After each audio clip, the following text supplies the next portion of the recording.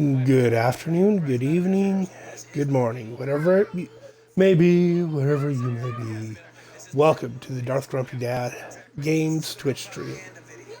All right, finished up with the Wiz, pretty much. Like, I still got the build and everything, right? If I really need to grind for some materials of some sort, I have it. Like, if I want to do more of the screams to get more Whispers of Atonement. Oh, let me check, make sure my audio's going out. Yep. Alrighty. Listening to this morning's ladder with Crowder in the background. They're on live right now if you want to watch that on Rumble. She was nicknamed that, I believe, by Rush Limbaugh. Well, by the time anybody else sees this, they won't be live anymore, but you know what I mean.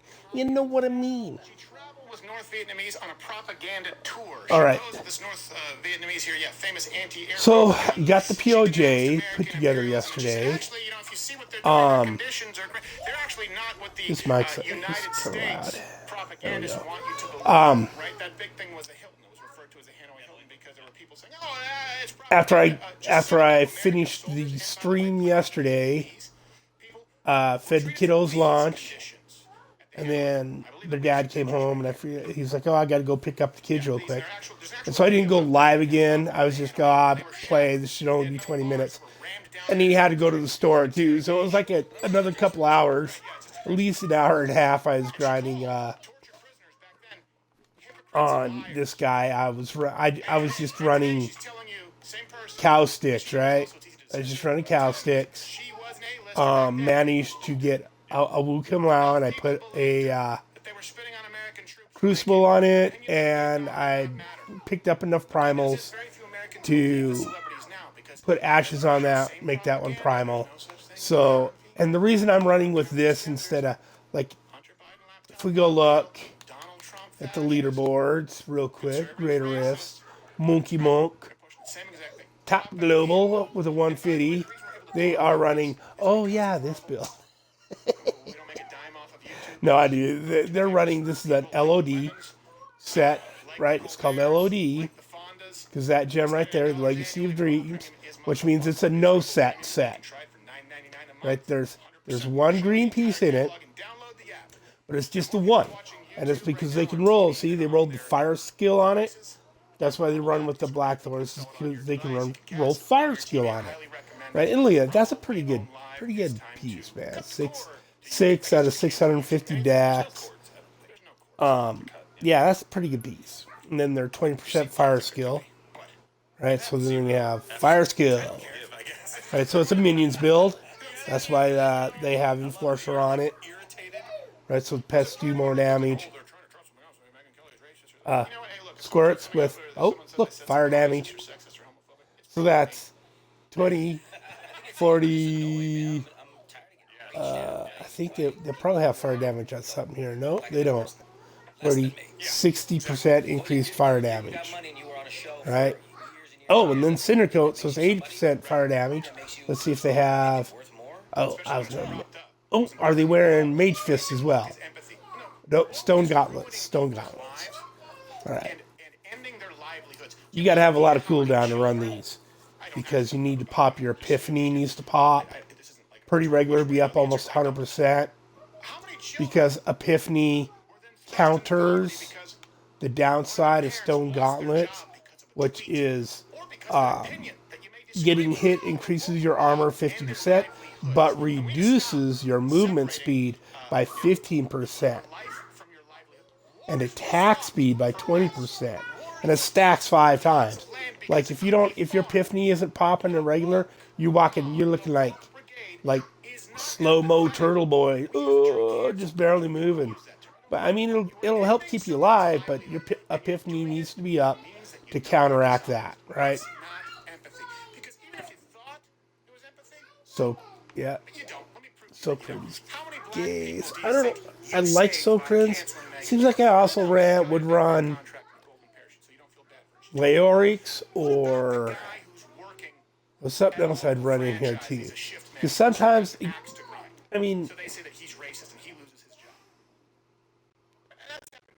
sometimes you don't want that bell to hit on some guy that you're locked onto way over here, right? Which happens when you're playing on console.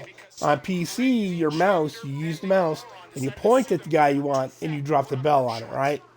So you know where that bell's kind of dropping every time. So sometimes I find Sogren's gaze annoying and I would run something else, but I can't exactly.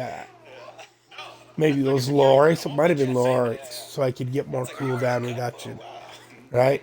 Because 100% bonus on the jam in your helm. So, yeah.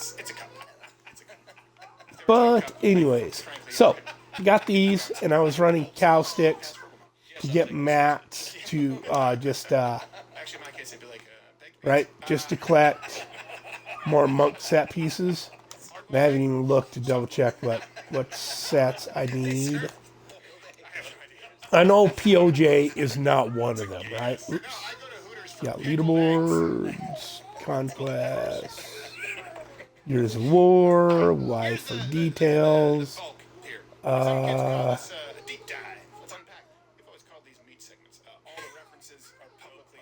In his mantra, Monkey King Guard, which is Sunwuku, and Ramyet of the Thousand Storms. God, I suck so bad with the Ramyet build. Ramyet of 1,000 Storms. That build is, I just fucking cannot get, like, I'm going to have a hard time getting the 55 with that build. I'm just like all the other builds, no big deal. We'll just, like, slap it together and go. The Ramyet is actually kind of a hard build to run properly, and I just, my timing on it is really bad, or there's something about that build I don't get. It is always on top of that. If you like go look at leaderboards, or you look at, tier listings like on Matchroll, the Ramyet build is always like, it's not even on the leaderboard. It's like it's a D build or an F build, right? It's not generally not in the A's, and if it is, it's because of some kind of seasonal thing. Normally, it's like you don't really you'll use a couple pieces of that build, like with the Inna build to make there's a speed farming build you can make. The point of the speed farming build is you're not really picking up any shit. Right? It's just to get to just to do bounties. Right? Just to run bounties so you can get to the end, finish the bounty, and get your chest. Right? You don't care about picking nothing else up on the way. And it's a pretty good build for that.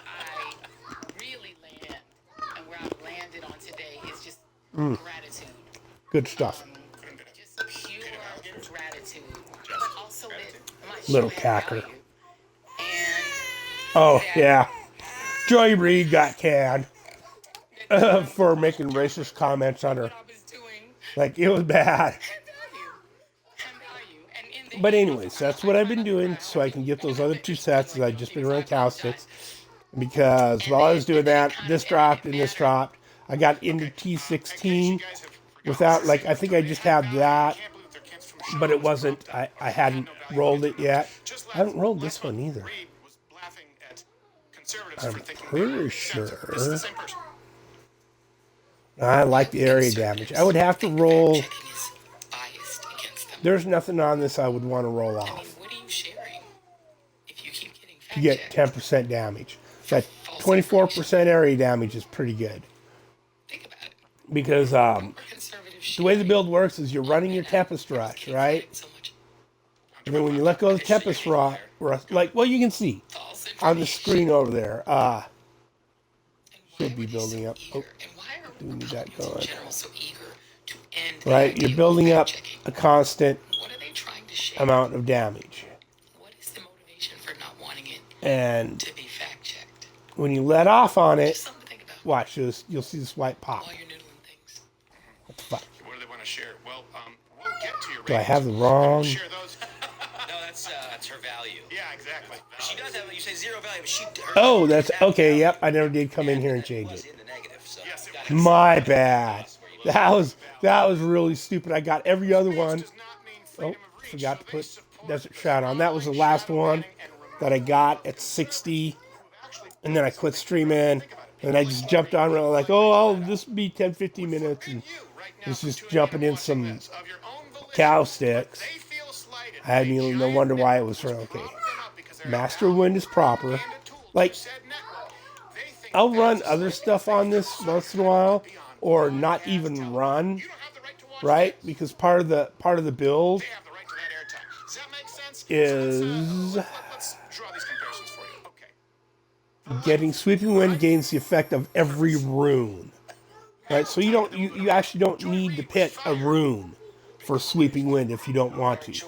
It's the reason I picked Master of Winds though is where is it at? Here we go. Nope, not for that temperature, right? Because it gives me cold damage, and the build relies on cold damage is its main damage, right? To deliver main way to deliver damage, right? So that's the main, right? So now let's see. There you go. See that number building? You see the broken bone. Second one in, building up. Right? That builds up to like 100. And then when you let off the trigger, see that little pop, that little flash? That cold damage pops out. And that is your main damage, right? So you use this, you want to use, you want to blind guys and do all that, right? And then when you pop that, when you let that off, that's what so it's like, you don't want to just like bash dudes like this a lot, unless they're lower level. You want to come by and smack them, right? And then let off that what you got. Significant damage bonus built up.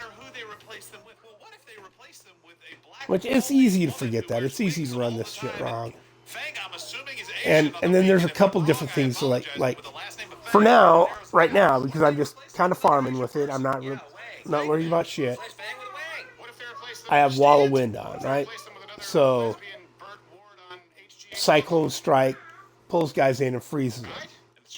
My Wu Kim Lao hitting with Tempest Rush will activate a Cyclone Strike, and both skills deal 600% increased damage, right? So I have Wall of Wind on, so it freezes them, right? Because she's black, because she's Asian. I mean, I get that Eric's will probably try and bang her, but I don't understand what makes her a good host. Here we go. You deal 20% more damage to enemies that are blind, frozen, or stunned. Right? So, on the X button over there, that blinds guys. Right? And if my Sweeping Wind and my Cyclone Strike are also freezing guys, that means I can keep that 20% damage up a lot more, right? So that's why I'll do that. I think if we go look, like most guys probably have Mantra of Salvation, maybe? Yeah, Mantra of Salvation, Agility, right? Increases dodge by 35%. That's one of the guys you will usually see put on there, right? On higher pushing, when you're pushing higher, you can also, like I was doing in early game, not really going to be pushing with this, but you can run Serenity on there. Ascension, right? Just to give you some extra damage reduction. Right? It gives you a protective shield that absorbs all incoming damage for 3 seconds. Right? And you can boost that to 4 seconds. And the cooldown on that doesn't start until the 4 seconds is up. Right? And it's a 16-second cooldown to start with, right? Off the rip. But a lot, like I'm just farming right now, using this as a farm to get my other gear together.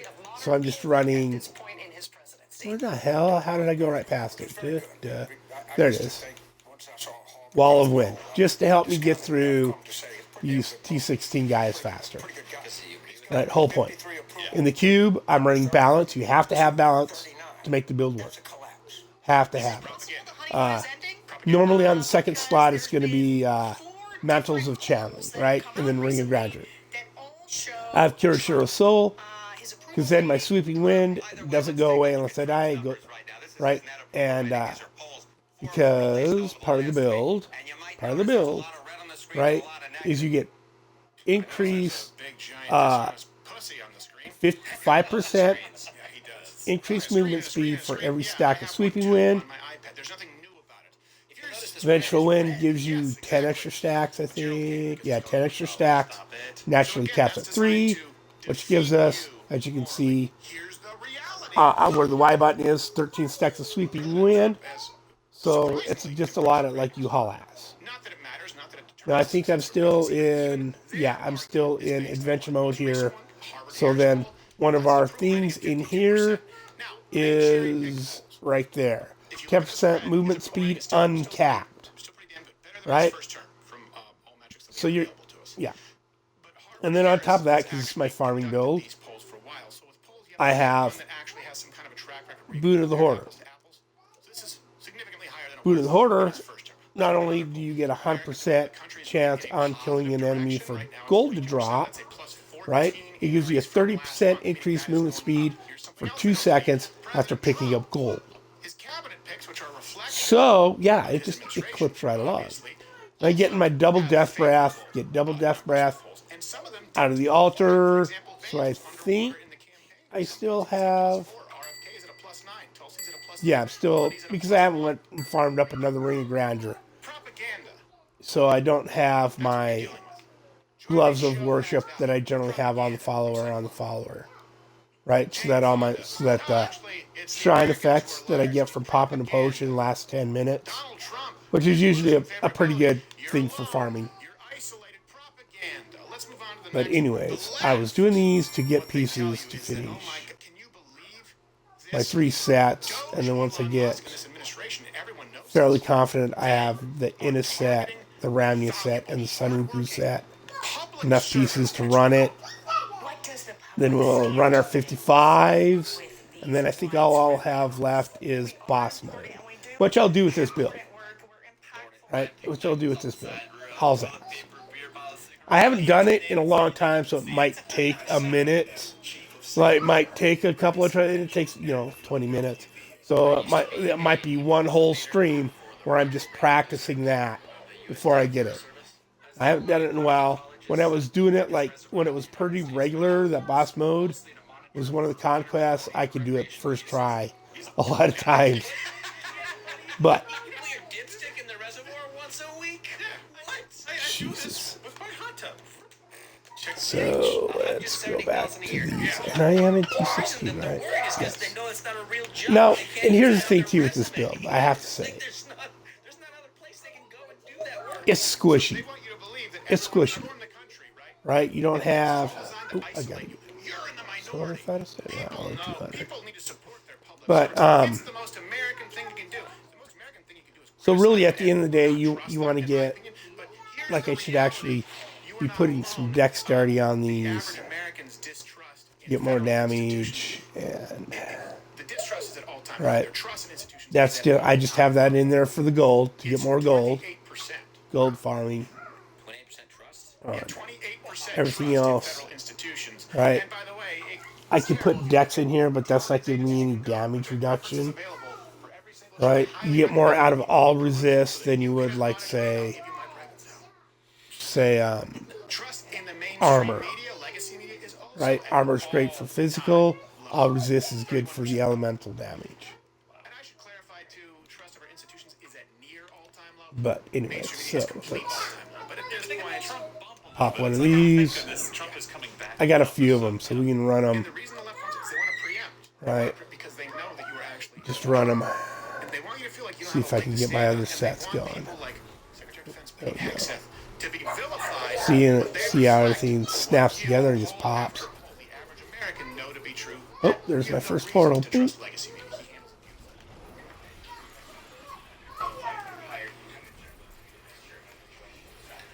Oh, only one floor. That was some crack-a-lack-a-smack of BS right there. Let's pop right back out here. He's on the exemption. Oh, I keep forgetting. Because I had, for a while there, quite a while actually, I had Serenity on there. Yearns for him. Yearning for him. Right. There is a burning in her loins. It's okay. It's natural. Now, this is where we are. There's the left and there's reality. This And the way I run the whiz too, you're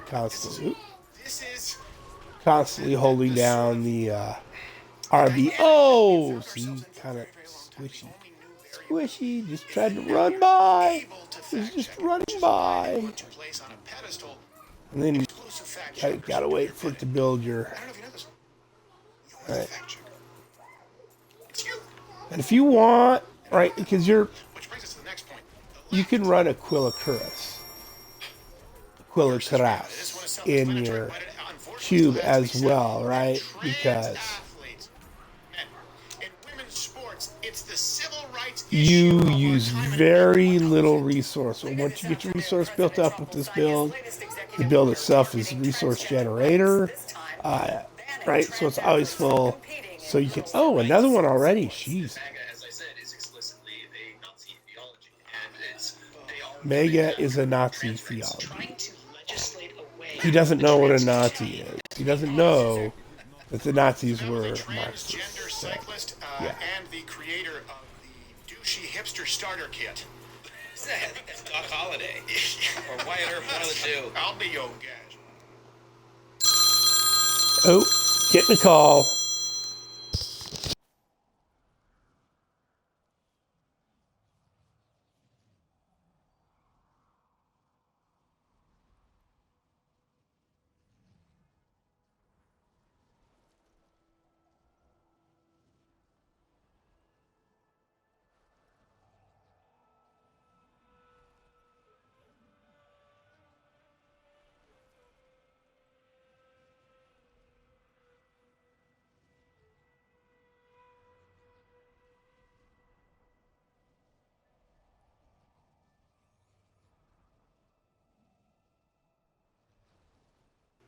Okay, we'll play. Must have got to the end of it. Type of a guy the rest of us wouldn't want in our locker room, not because they're trans, but because they're a self-important dick. Wallet chains and Jordans. Okay, next floor. This is what guys do, right? We wax our mustaches and we ride fixie bicycles. The shitty ones. Johnny Depp bracelets. Yeah, exactly. It shows a low risk. Yeah, and all the extra. Like for a long time, this was a build where I would put more points into vitality than I would say the Wiz build, the Firebirds build, because it is kind of squishy. I mean, it's definitely, I love this build. I love playing this build. It's just smooth as fuck. I mean, you look at like picking gold up, doing all that fast. Right, you don't have to let off. You just keep moving. Problem solved. Problem solved. Or 50 cent rubber. Or taxpayer subsidized.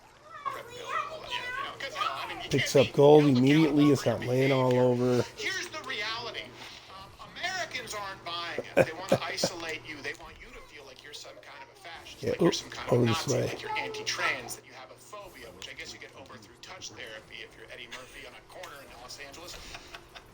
Recent New York Times poll on banning men in women's sports. New York Times poll. 79% support it, including 67% of Democrats. Wow. The other 21% don't know how to play sports. Yes, exactly. Yeah. The other 21% never played any sport. The doomers out there. And I've seen a lot of them because I've been around since 2008. You can go check the blue bed sheet on Freaking YouTube saying things doomers. only get worse. We're at the worst point. No. Here's a swing. Anyone who tells you this last election was about the economy, they need a CAT scan. There's a reason that Donald Trump ran the Kamala is for they, them, Donald Trump is for us. Because, yeah, the culture issue was a bigger one. It was common sense. It was what everyone knows to be true versus propaganda. That's what this election was about. It's not hero worship for Donald Trump. They're basically avatars for the rest of us. Enough Americans, 79%, said, yeah, this is too far. This is too far. A left bridge still too on the side of far, propaganda. baby. It's a civil rights issue. We are not buying it. And I'm glad that you say that I seem like I don't have F's to give to this morning, and that's true. President Trump didn't. We ran this yesterday, but I always want to rerun it in dealing with Maine's governor who believes that her job Oh, come now. primarily, or her primary role, is virtue signaling. Watch her do it. The NCAA has complied immediately, by the way. That's good. But I understand Maine. Is Maine here? The governor? Are you not going to comply with it? Most likely state and federal laws. We are the federal law.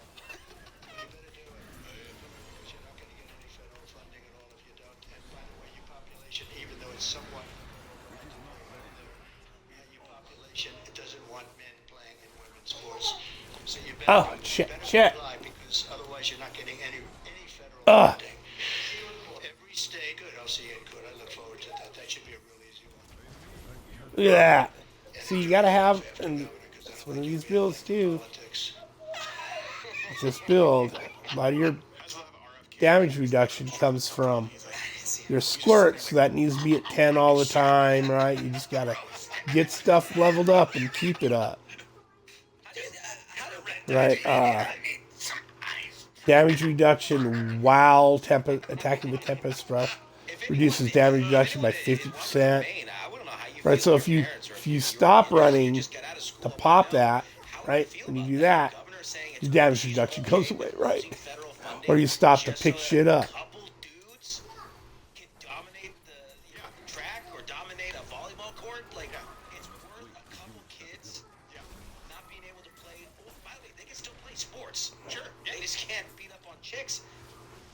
Yeah. Federal funding for that? That's absolutely. Here's the thing. It's only a handful. Yeah, but displacement isn't only a handful.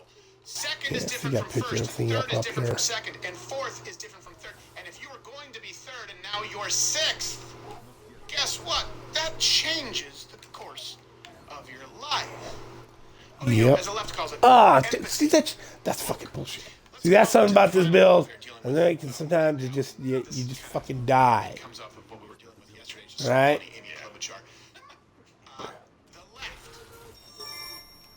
I just don't have enough dexterity yet.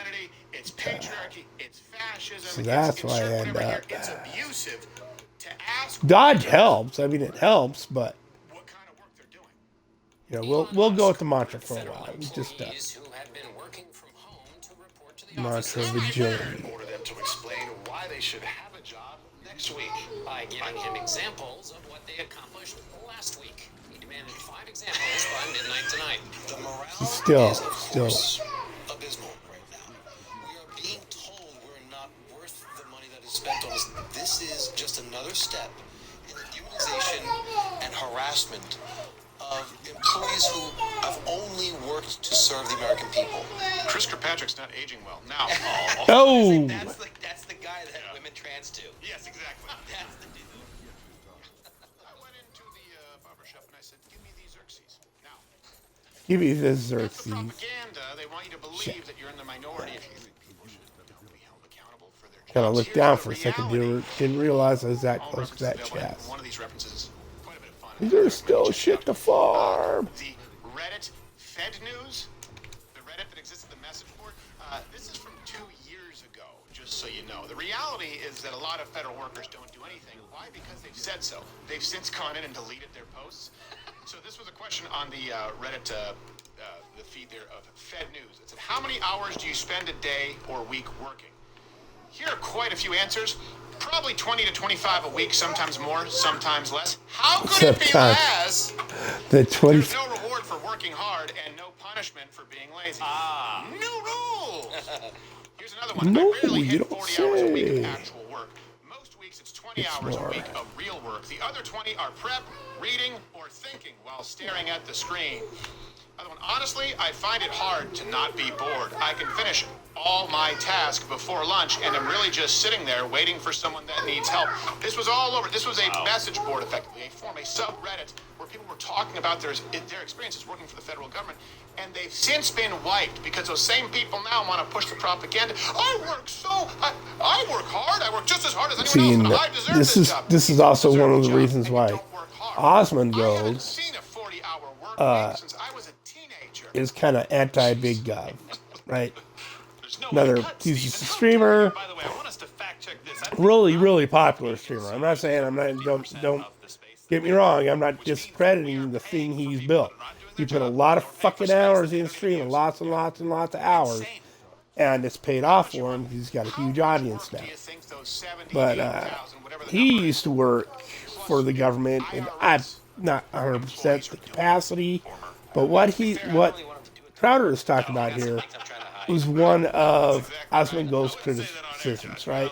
It's not enough people doing anything. They show up to get paid. They don't show up to work, right? They show up to get paid. They're so separated from reality. They think that you, the average American worker working, not in the public sector, in the private sector, that you'll be impressed. You'll be impressed by their list of accomplishments. Amy Klobuchar over the last week. 5 things I did last week, Mr. Musk. 1, successfully asked you to rehire 300 nuclear and avian flu workers you accidentally fired. Yeah, I'm sure you got rid on that because of you. Number 2. It's an accident, and it's like, make sure you're doing your job, or this is permanent. That wasn't an accident. Well, sit back down, you fat bitch. Did you notice they were orbiting you? Number 4. Oh. Against your tax cuts for the rich, all right? 5, stood with Ukraine instead of Russia. So hold on a second. Your accomplishments this last week are your opinions? 2 of them were just standing. Yeah. I do more I'm just a standing. fat guy, but standing's not one of the hard things I do every day. And they try and act like they're fighting for you. Send a tweet. Think about this. You have people who are maimed in battle who keep going, like, no, not until I'm dead. I'll fight with my last breath. Like, I could very easily be sitting, but I will not. I'll stand. Sometimes I'll sit. I mean, I'm not a machine, but sometimes I won't sit. I'll stand. I'm willing to do that for you. Number 3, stood up for vets. I didn't see Governor Abbott doing that. And by the way, Eric Swalwell posted 1 through 5, fight fascism. Really? Fight fascism. 1 through 5. Is it a Chinese spy Yeah, in China? probably can't even define fascism. What a dumb tweet, dude. Can't give us the operational description of fascism, right? Without it ending up just being thing I don't like. So you did. I don't like this thing that way. I'm calling it fascist because I don't like it. And since I don't like it, it's definitely fascism. No, that's not how words work. Not how words and definitions work. And then there were other heads of departments, for example, Ken Still saying, please, no more replies, because they are Nazi, fascist, Trump. Well, those words you just said have meanings, and now you have to form an argument. So, thing 1, thing 2, thing 3, conclusion as to why you believe. reality. Is there anyone, Right. anyone out there, a genuine question? In that has to be the definition of fascism Genuine comment. to show that you know what you're talking about, and why I know how it's my fascism, grandfather did it. and you're not just using the word because it's a word. How does Eric Swallow fight fat? Eric Swallow. Okay, great. You fought fascism. Good. Thank you. Now, what does that mean? What did you do here? Yes, exactly. How did you do? What is it? Email you wrote, or you went out? Were you killing people? Were you killing people? Were you shooting people in the streets? He just chokes himself. Yes. Were you physically fighting? Were you organizing something with a Chinese spy? Oh, Fight it. And organizing something with a Chinese this is spy. going to land well. Yes, please lean in. And we were sitting there going, oh my God, just the list. Trump on Musk's email. I thought it was great. Of course. Somebody said. Are not answering because they don't even exist. They're trying to find, that's how badly various parts of our government were run by, and especially by this last group. Of course, there is no can't evidence interact that live. There are vast numbers of federal employees who do not exist. And it is I'm sure unclear what there's they're email addresses that required weren't scrubbed. I think he's being dramatic, and then these guys, there's emails that don't get scrubbed. And then they People go, leave, they get fired, and then email stays, and then it's in the directory. That happens all Donald the time. Trump is making the point that it's inefficient, that we don't know what's going on. Like, up next, we're going to fact check Donald Trump's claim regarding ghost employees. Yes. Yeah. There's no evidence of that. This is the same line they use. There's no evidence of widespread voter fraud. Yeah. Who's going to look into it? There's no such thing as a ghost employee in the federal government. Married her brother. What's that? There's no such thing as people that are dead getting Social Security. Just look at it. What? That's what? Oh, millions of them? Company, where we were talking about what we had done yesterday, 5 things just Yeah. before lunch. And then we also realized that we have a lot of weird things that we have to do at this office that aren't quite typical of most offices. So we had all of our employees reply with a list of things they did here at the office last week. And that brings us to this week's 7+1. Oh, God. 7+1 is always, And by the way, all of these are actually reality-based, just to be clear, things that actually had to be done. 7+1 things we actually had to accomplish at Louder with Crowder last week. Number 7, Captain Morgan. don't have one of Edited those the background for the yet. James Carville interview to reflect the background of every James Carville. Yeah, look, and we nailed it. We nailed it. By the way, there were like 4 edits until we said, no, that's the background. We actually got I it. think you could have had some more sagging jowls, but Yes, that's about it. some A wicker chair, maybe. schmutz in your mouth, but yeah. Number 6, we actually had to do this. See? I'm not sure. Return Tim's Mobley diaper to dry cleaning. Yeah. There's a team What for you the guys. fuck? Yeah, that's a release yet, but yeah, it was soiled. 7+1 things we actually had to do. Fighting fascism, not amongst them. We don't have the time. Number 5, Mr. Firestein. Finalized John Oliver as a pussy stinger. Yeah. Oh. And that is frankly a wild thing to say. I'm telling you, I am a pussy. Oh, sorry if this is how you found out, but I'm telling you that I am a pussy. Time well spent, I say. Yes. You're keeping your job after that one. Takes a lot of work. Number 4, Captain Morgan. We found Lane a nice white girl. Yes. Yes. Oh, goodness. And he changed in front of her in a phone booth. Yeah. To which he flexed. Yeah. It looks like he's saying, I can't hear you. Yeah. Louder for Lane. He's asking us like, hey, is the bathroom over there? Oh, no, wait. Do you mean, sorry, is it there? Oh, sorry. These are all based Because it on looks like he's... Oh, I think someone's at the door.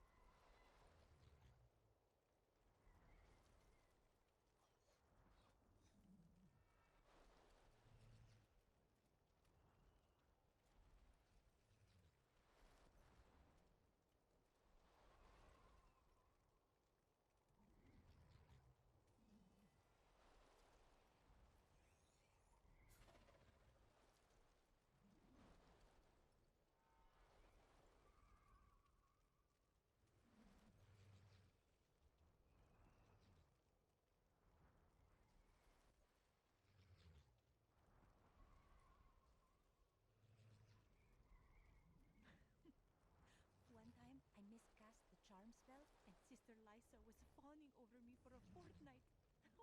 It was mortifying.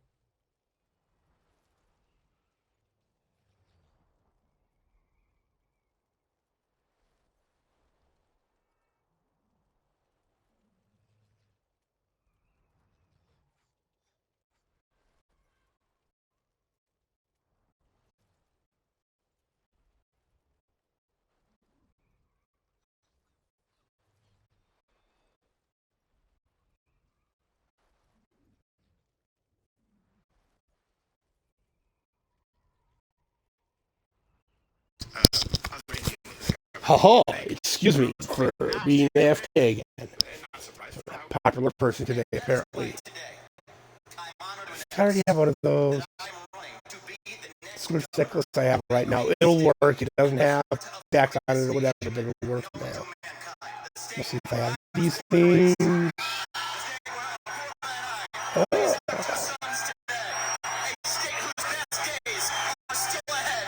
Okay, so that's ceramic.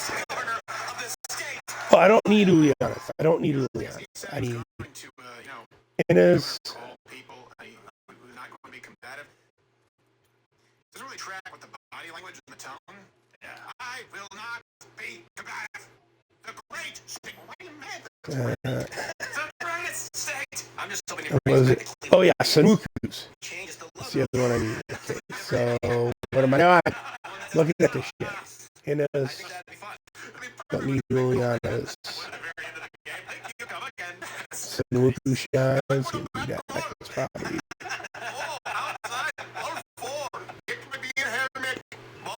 Granite. Don't need Julianas. Don't really need those boots either. So I already have the set going, and I'm not sure you need those for the Innas. Pretty sure you wear them. That's why I saved them.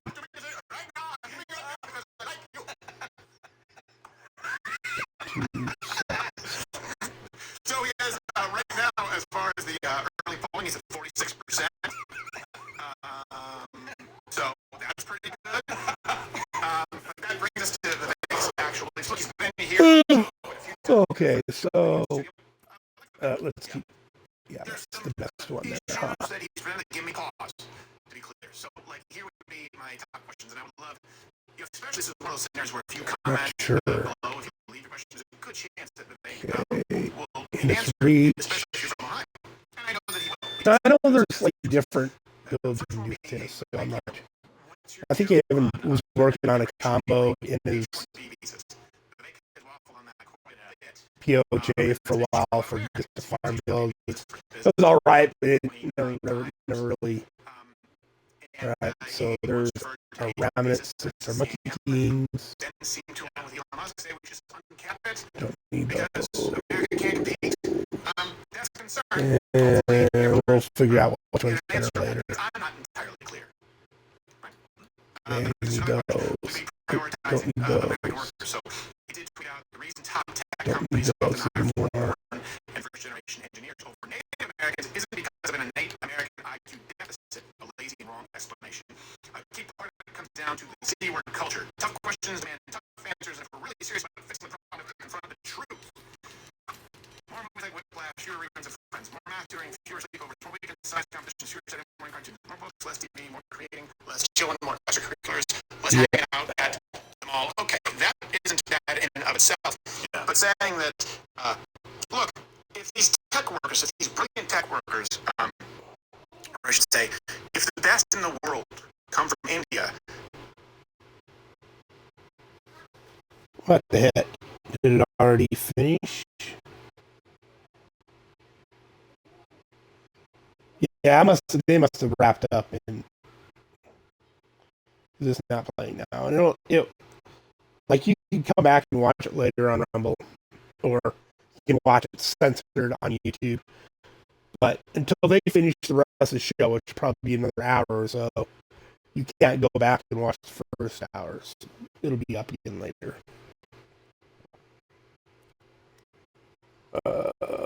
Let's go back to Jerkwad Tube here. That's when the school's got a bunch of shit. Let's see.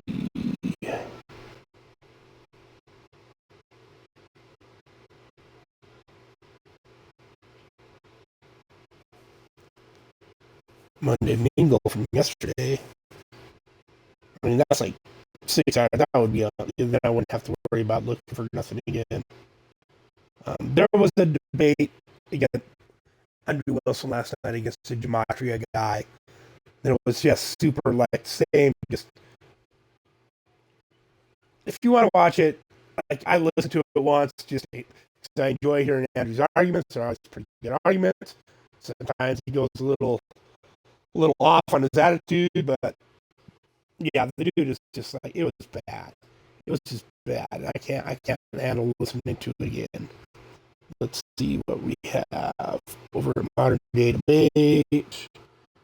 Upcoming. Oh, excuse me. I don't know. A lot of these don't look. Should trans children be allowed to transition? Brianna Wu is not a woman, I believe, and no. OnlyFans bad for society. Alex Stein versus Jasmine Jafar. They've already caught that chick lying about shit a bunch. I mean, here we go. Fiery debate, Christianity or secular ethics. That's the big discussion people are having, right? Is which one of these two things is better for society as a whole, right? Everything that they have in the secular manifesto, that's the shit out of the Bible, man. How you should treat people, That's all. It's all just Christianity. And they're just too silly to fucking realize that. Well, no, it isn't. It's our collective blood, and yeah. But who in these things you believe in? Who instilled them into culture and society? Oh yeah, the Christians. It was like, dudes. And again, I'm not like a church going Christian. I just can see with my eyes and rational, like, no, Christians like been doing it better. So, let's. I heard this one was pretty good because neither one of the guys is apparently a Christian. They're both just scientists. And one scientist is all done, dude. Lawrence Krauss, a man who has shaped much of my own life as an. I must say it is an absolute honor to be opening or assisting to open for Dr. Lawrence Krauss, a man who has shaped much of my own life. Some non-dollar. He has been known for saying quite a bunch of remarkable things that have shaped my view of the natural world. One of them being that the real world, as it actually is not evil, it's remarkable. And the way to understand the physical world is to use science. Yeah, but there's more. Jesus fucking Christ. So low tier. There's so much more to being a human being than just the stuff you're made of. Right? Because the way our minds operate, right? Our minds are in our brain, but they're not in our brain, right? Because just the fizzing of chemicals, right? If all our mind was a puddle of fizzing chemicals, right? Then how come a swamp isn't a mind? How come a swamp is a swamp? Swamp is a bunch of material, and it's fizzing and popping. It's got electrical current in it. It's all the things that you describe the brain to have, but it's not a mind. It doesn't have a mind. Right? So there's something unique and different there. Like it's categorized different. And the materialists just pretend that doesn't exist. They go, they don't understand there's a difference between, there's things that exist in reality, but they exist there because they're mind dependent, right? The laws of wow, talk about a fucking senior moment, right? The laws of reason, the laws of logic are not physical things. Your rights, your freedoms are not physical things. They're constructs of the mind and social constructs, which are not solid objects. Right? But a lot of these things, right, the laws of logic, the laws of physics existed before there was a human mind to observe them. Right? Now the argument is, oh, well, they're just properties of nature. Okay, show me that. If it's a property of nature, then it's a solid object. Show me the solid object that is the laws of logic, the law of identity that would have existed before humans existed. What is that thing? And it isn't. So it just kind of precludes, right? So or presups that before that there was another mind. There was a mind before that, like God or whatever you want to call it, the mind of the human being. Don't fucking care. I have zero fucking concerns with what you call it. But it presups that that mind existed before our minds did, to create or observe these things to bring them into action, right? And we know human beings observing things changes things, like because there's the double slot test where they're shooting like beams of light or whatever through the water, and you see the waves through a couple of slots, and then seeing how they, how the atoms left marks on the board on the other side, right? But then when we put equipment sensors in there to sense the atoms, the molecules, whatever, and see how they're doing, they put a different pattern on the other side, right? Instead of putting a wave pattern, they put a slotted pattern, or vice versa, whatever. You can go look it up, the double slot waveform pattern. So just the fact that we observed what was going on changed the result, right? It's like freaky deaky fucking shit. Anyways, I came here to clear out and go back and finish this. Got interrupted. Sorry, I've been like AFK a lot this go around.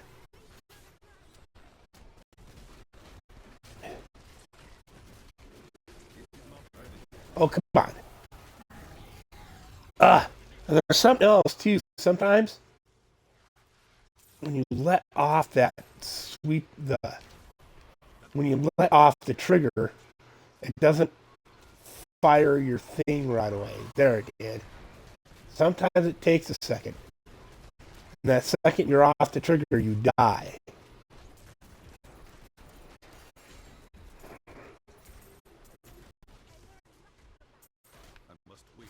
Yeesh, you learned much.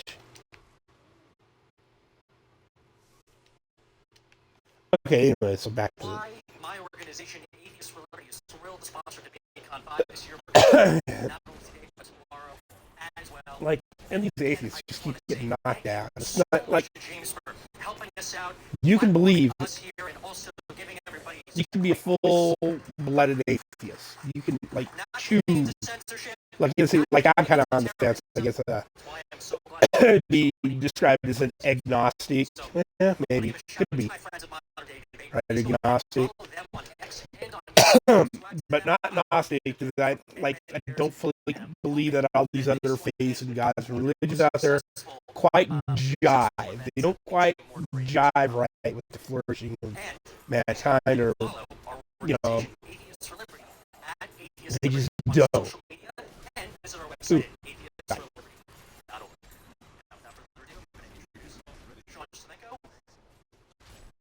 There we go. So you can see that bar just disappear when I let off on that flurry. Alright, one more tonight, guys. We're gonna do it. Love it so far?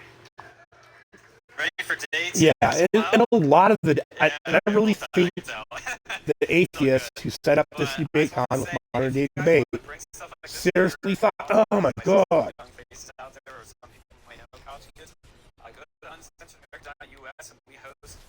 Seriously thought that this whole thing was going to go really good for us.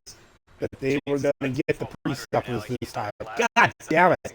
See, this boy, you just die. You just fucking die. And one more time, let's give one big warm welcome to Dr. James Coons.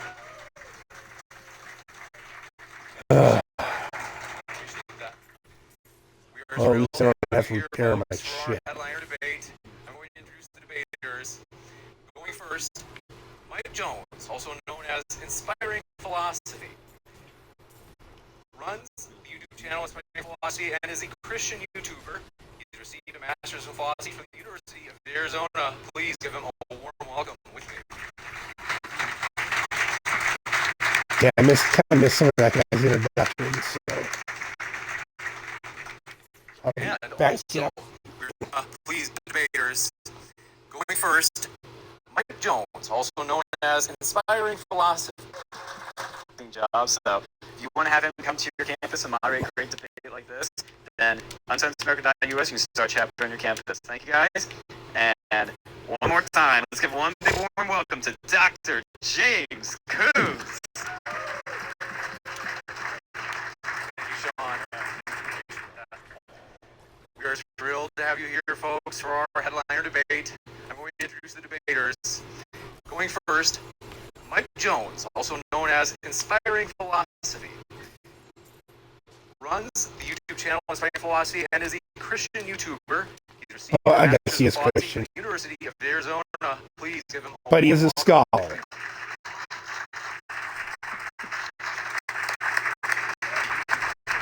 Not saying, I'm just saying, like, this guy's also a professor. And Both these guys are. We are thrilled to have for the first time at one of our conferences Dr. Lawrence Krauss, who is a theoretical physicist and cosmologist, as well as a New York Times bestseller. Please join in giving him a warm welcome as well.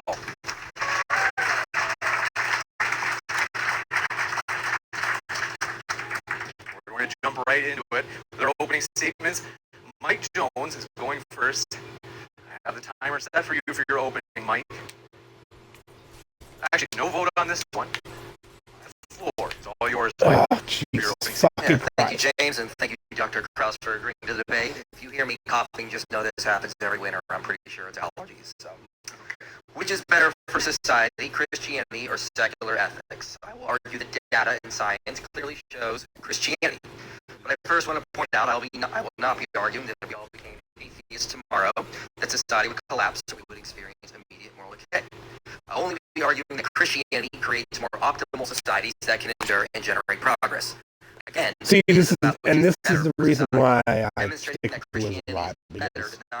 Even though I love this bill, you're just fucking dead all the fucking time. Now, by Christian societies, I mean those that are based on Christian values, and the majority of the population identifies as Christian, regardless of governmental laws. And by secular societies, I mean those that are based on secular ethics, and the majority of the people identify as secular atheists. So I want to be clear, I'm not arguing for theocracy or any type of government. Now, it's abundantly clear from multiple studies that Christianity has made the world a better place through missionary work. Christians believe everyone should be able to read God's word, and so when missionaries encountered cultures where the vast majority of people could not read, they developed written languages. Right, and on that, like, I hear arguments that, oh God, people, the Bible, all the books of the Bible were written hundreds of years after Christ died. No, man. Because all the people that heard them were illiterate goat herders. No, dude, no. They were Jews. Right? If you say that, people look at you like, well, what is that? When Jews turn 13, right? Especially the men, they go to the synagogue and they do a bar mitzvah. At that bar mitzvah, they have to prove they can read, write, and repeat several big, huge chunks of the Torah and know what they mean. Right? You know what that means? It means Jews are an educated people. They go out of their way, they institute this thing, or a coming of age. As you come of age, you become part of a society, you have to prove you're fucking educated. So the idea that it was a bunch of uneducated fiction is just like dumb people being dumb. That's just dumb people saying dumb fucking shit because they want to be right that there was no Jesus and da da da da da. Right? Every almost going all the way back to King David in the Old Testament. Every single city and almost every person has been proven to have existed by modern archaeologists, right? So it's not a complete fantasy. It's not a complete. It could be myth because myths come out of real places and real people and real things. Could it be a little bit blown out of proportion? Well, fuck yeah. But that doesn't mean the lesson you learned and what it's about isn't solid, right? That it's not, that there's nothing there for you. That's just you saying, I want to be a coomer, and I'm going to say whatever I want to be a coomer. And that's That's not rational. That's not right.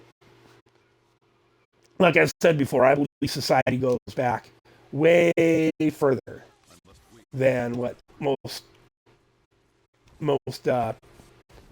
people are willing to admit, right? Because our environment itself is so goddamn harsh, so goddamn harsh that nothing we leave behind doesn't get erased by just simple erosion. Just simple erosion, right? And the way our continents work, right? Part of the continent is going under the mantle, part of the continent is coming out of the mantle, right? Whole culture just disappear under the earth, like right, like Atlantis. The idea of Atlantis, this entire culture that disappeared under the waves, and we found lost cities under the ocean in a few different places. It's not out of the it's not completely out of the realm of possibility that we had far more advanced or equally advanced cultures, these cultures, and right in societies that had a lot of the amenities that we have today. They just operated the technology was just different. Just right. That doesn't mean that we're all stupid. We're all like couldn't read, and right. That's just the modernist fallacy, right? Because you live in the modern world, you're the smartest and the bestest, right?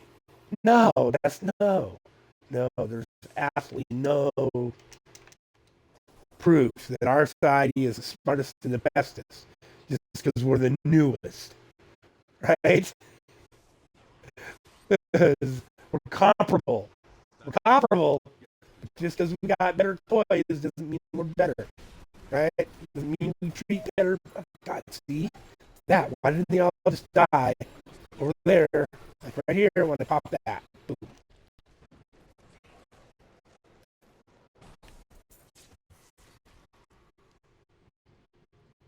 Great T16 build. But you can tell as each one of these floors gets harder, but the survivability gets lower. Oh, gotta go back to tab die.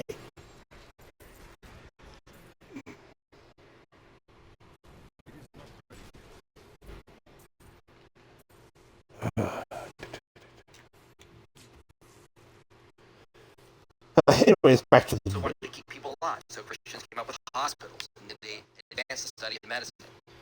Research demonstrates that missionary activities led to higher literacy rates, more education, better hygiene habits, medical care, economic progress, freedom, human rights, and others. This was not only accomplished in guys' arguments just without Christianity, the world would not be as educated and as advanced as it is now. Secularists did not go out and do this, and there is nothing that we could call secular doctrine that compels people to spread their worldview and educate people in the process. Christianity has Christ commanding the Great Commission, which makes it our duty to make the world a better place. Now, one might say that secular humanist cultures are relatively new, so haven't had enough time to generate progress. That could be true, but research pushes back on this. Numerous studies show that religiosity is associated with more charitable giving to religious and secular organizations, whereas secularism is not. When compiling the data from multiple studies, this systematic review concluded that covering 77 studies reveals that religion, measured as a group of affiliation, values, beliefs, and the importance of faith of the believer, as well as religious service attendance and private prayer, most often positively related with giving to out-group and secular organizations. Another study looked at 53 total nations and found that frequent churchgoers are more active in volunteer work, and that devout national contacts has an additional positive effect. So when a nation is religiously Christian, volunteer work is increased across the board. Religious citizens also volunteer more for secular organizations. But when nations secularize, religious individuals still volunteer at higher rates, but secular individuals volunteer less. They even say, if secularization is an ongoing process in rich post-industrial societies, we expect declining levels of volunteering due to composition and context effects. Similarly, another study found that volunteering levels were only maintained or increased if someone remained religious into their adulthood. If people became less religious, volunteering decreased. Now, it is clear that secularists give money to charities and volunteer at the time, but not at the level that Christians do. Christianity has been one of the greatest institutions for wealth transfer from the rich to the poor in the history of humanity. It is often accomplished through charity and missionary work. And as noted, numerous studies show Christianity has made the world a much better place through missionary work. As one study said, in a cross-national investigation of 126 countries with over 179,000 respondents, religiosity was correlated with the likelihood of helping a stranger. People within countries with greater religious diversity and members of minority religions were even more Yeah, likely to see that? help There was nothing. and an There was analysis nothing data there. valued Nothing to surveys with fuck total there, and I about 10,000 fucking died. respondents from 31 From some countries fucking revealed that ground voluntary effect. action with cultural, political, and Jesus. social organizations was greater Fucking. for those who attended religious services frequently. Now, you may think Christians are only doing this out of obedience to God, but at least we're doing something. The fact remains secularists are not doing the charity work that Christians do. And given the state of the world, a ton of charity work is still needed.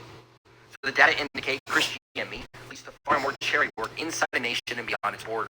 And this in turn has led to more economic progress, medical care, freedom. All right, so the main reason for what he's saying, right, is I believe these are remnant, yeah. Because as the government takes more money out of people's checks, right? Because the more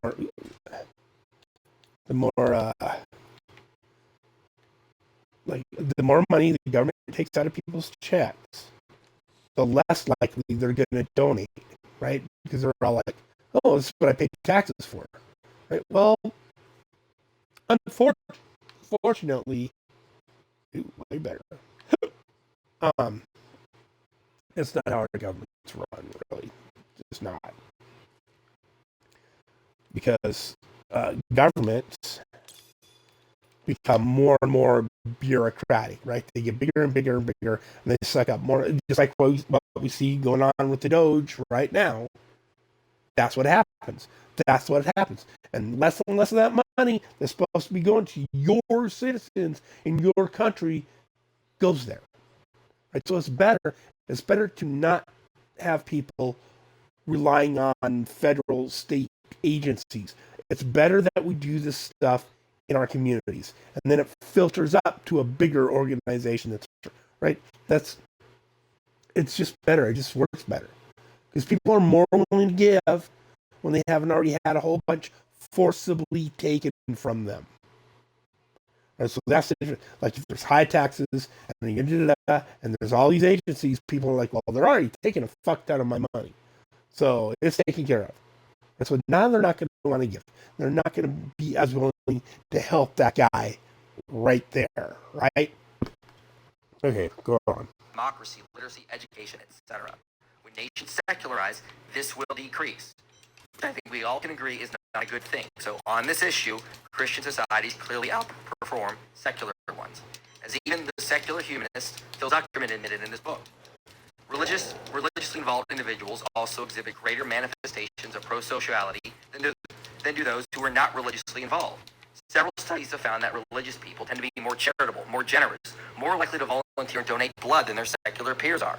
Furthermore, proliferation of religious devotion, faith in God, so the only reliance on the Bible, has is historically been a determining factor in establishing schools for children, creating universities, building hospitals for the sick and homes for the homeless, taking care of orphans and the elderly, resisting oppression, establishing law and order, and developing democracy. Yeah, and I can roll. Meta-analyses have also found that religiosity is associated with more pro-social behavior and self-control.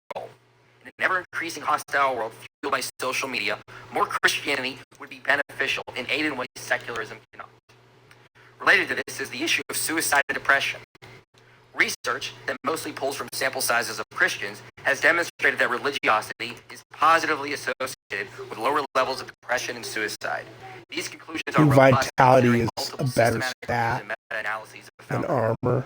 One study from Switzerland relied on census data. Not from 100%. 3.7 Sometimes adults it's better, and death certificates of sometimes over it's not. 5,000 suicides. Like I hear Found very, suicide rates were very the sensitive highest on among it. those So, with but no I think more than double vitality the is rate of better Catholics. than armor. Suicide rates have also dramatically Your increased vitality over gets 20 years in used this country. on Given the everything, where research tying armor is religiosity just to to lower get suicide, physical. it So should come as no we're surprise gonna roll this that for this increase has cold occurred as steel. religiosity has been decreasing. And people like my opponent have indirectly contributed to this. since he has been on a crusade to eradicate Christianity from our modern society.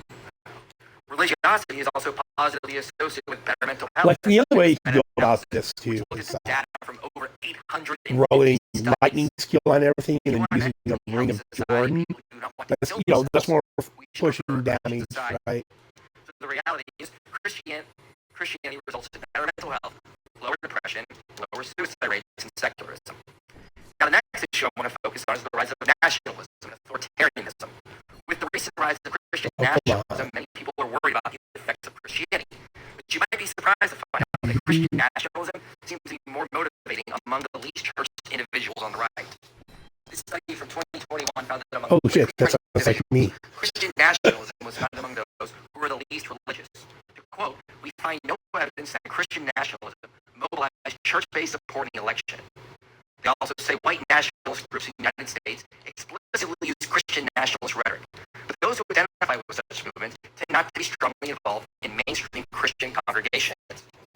Similar results were found in Europe. One study found that although populist radical right parties tend to advertise themselves as defenders of Christian identity and values, they do not attract many Christian voters. To quote, "PRR parties take pains to show that they are defenders of Christian identity and values, and yet they do not widely attract religious Christian voters.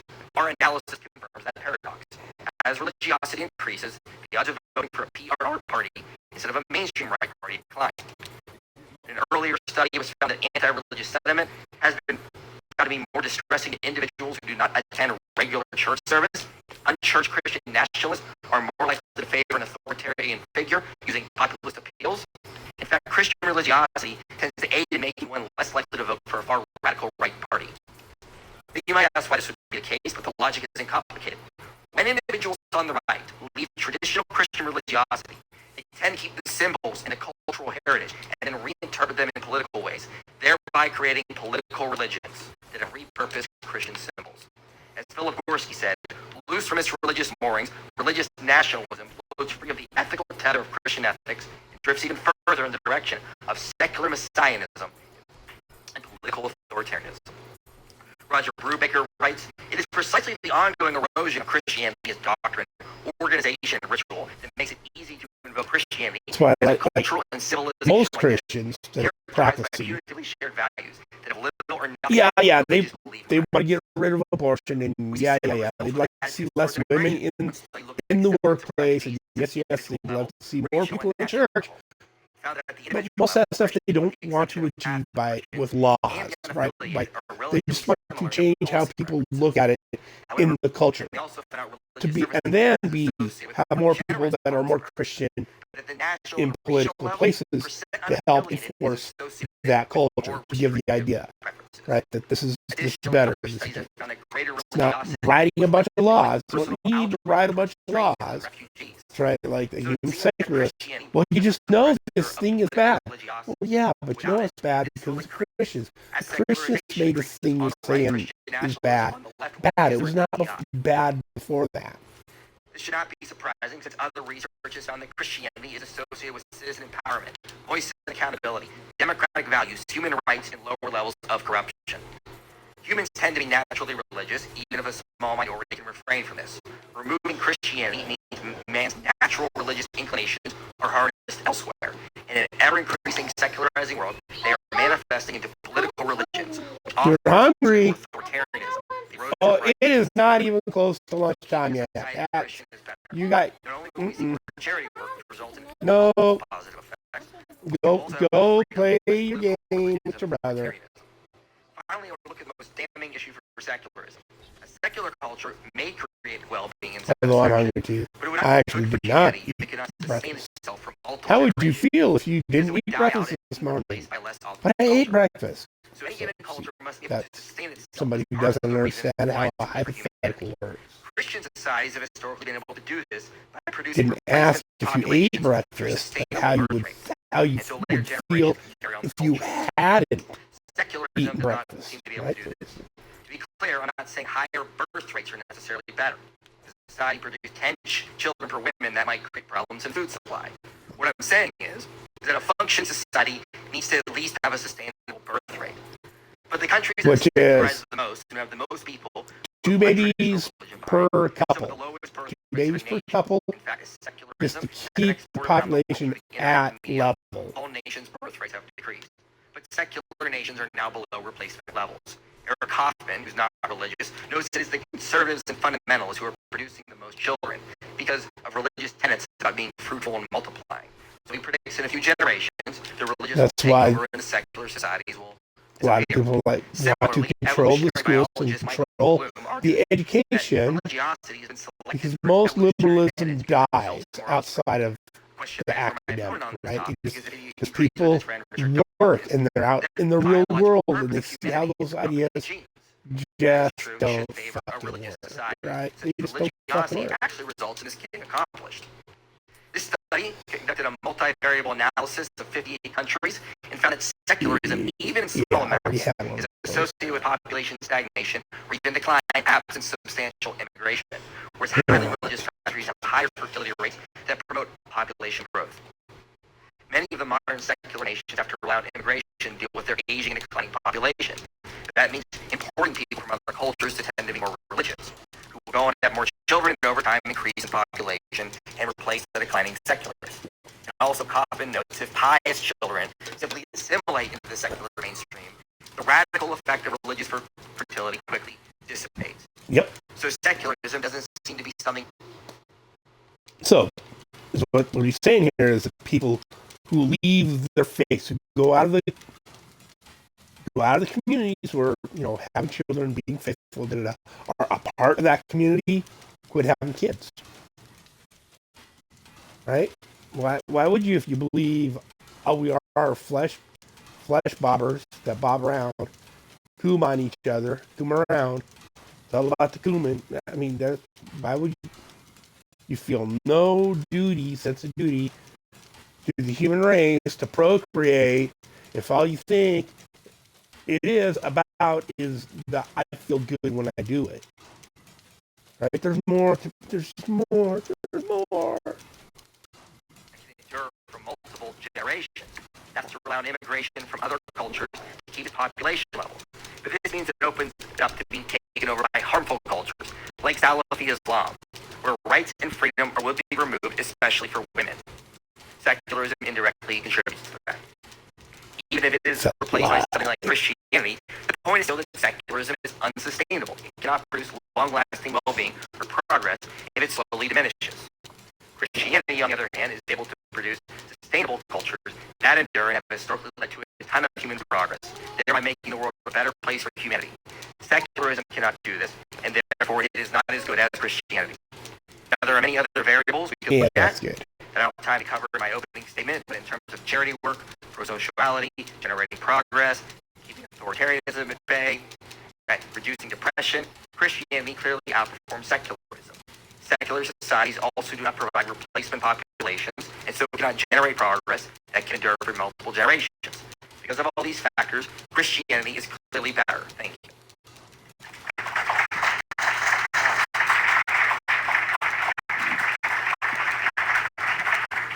Thank you very much for that opening statement. We'll kick it over to Dr. Lawrence Krauss. Thanks for being with us. The floor is all yours. Oh, thank you. I don't like debates. They're rhetorical, and they don't give much information, so I don't generally do them. And I'm trying to remember exactly why I agreed to do this, but I'm happy to be here now that I'm here. Yeah, you don't do debates because you don't like getting wrecked, Bubba. Well, I have some things to say. I'm happy I didn't prepare that much because there's so much to talk about now.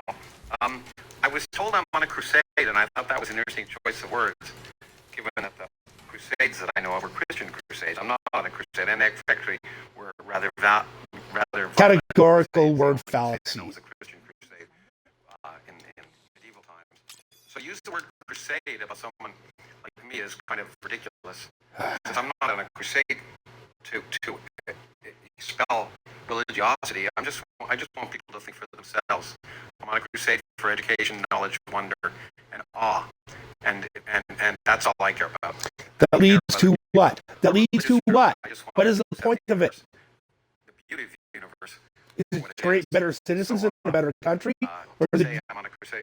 if it's not, then why are you doing it? Then I what's the spend point? almost 0% of my time worrying about trying to expel Christianity or religiosity. It would be difficult to do even if I wanted to. I'm not going to spend most of the time. See, now, talking some of and this here's stuff. the other We'll thing. talk about that later. He's taking it But personally. that was one thing I found that really The other guy had a discussion about irrelevant to our things as a whole, and this guy's acting like, oh, well, I'm not doing that. Personally, dude, he's taking it a lot of personally. studies that Taking it claim the things No. about giving, caring, charity work for religious people versus non-religious people. I know of studies, but I know most of them are debunked. In terms of bringing, No.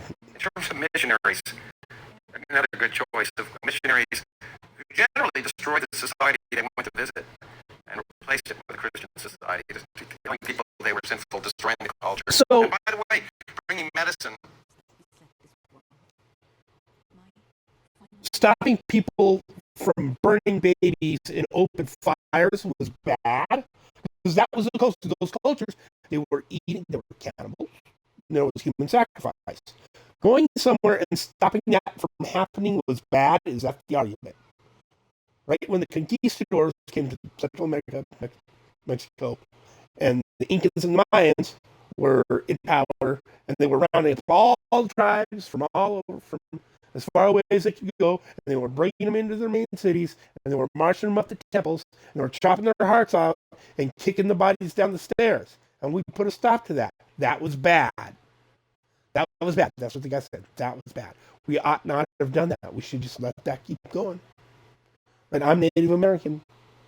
Like, we rode the plains as avatars of war. It was not, I mean, I'm happy. It's subjective. I'm sure they were all happy. They believed they were happy. They were happy. They enjoyed their lives. Their lives were hard, but they enjoyed them and they lived them. Right? So, but still, the white people showed up and stopped us from regularly waging war against the next tribe and stealing all the women, stealing the horses, stealing their food, killing the men. Because, right? If that happened, that's the way it was. Babies too young to be, got their skulls crushed. Men too old to work died. Women too old to breed died. Right? So men who were too fit, right, who would fight, they died. So it was just young girls and young boys that they could bring in, enslave, and keep control of. Everybody else died. That was a daily life. That's what it was like on the plains.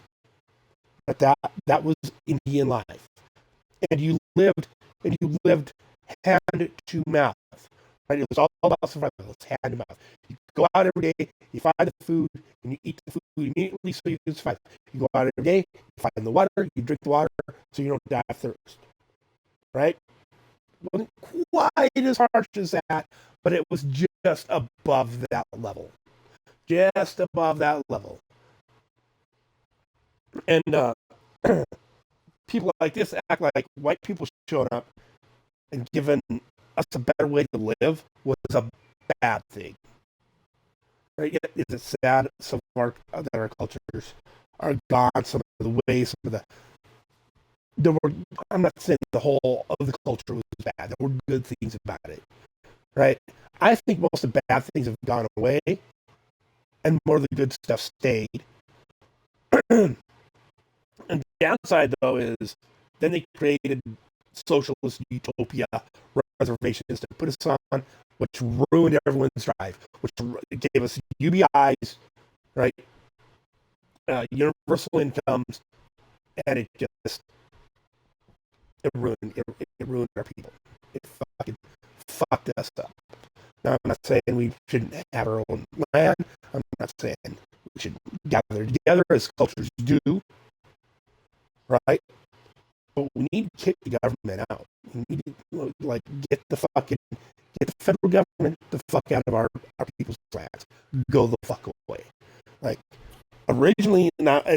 initially they were nations. That's why they call the reservations was, the Choctaw Nation, the Dakota Nation, because they were separate from the states. Right? They were a nation and they traded. Right? But as many things, right?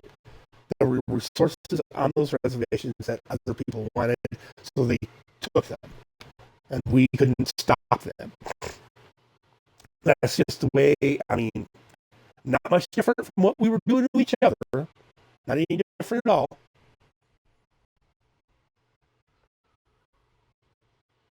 But now things are different. Now it's what. Let's look for now. Fuck that shit then. Anyways, moving along. Let's go die a whole bunch more. Just more pieces, parts. I'm not even sure what I like. Crafted some gems so I can add some armor.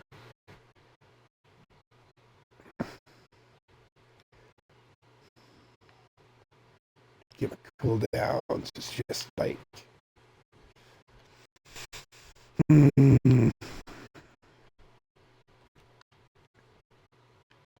Let's try.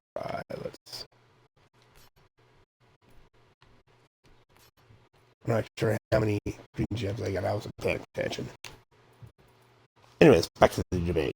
To save them, which, by the way, medicine is a product of a secular society, and science is certainly not a product of religion. So if they brought anything good to those societies, other than destroying the traditional cultures that those societies had, what they brought that was good came from medicine and came from science. In terms of wealth transfer, I was also amused because I think there's no greater example of wealth transfer from the poor to the rich than the Catholic Church. Now, what are you basing that on?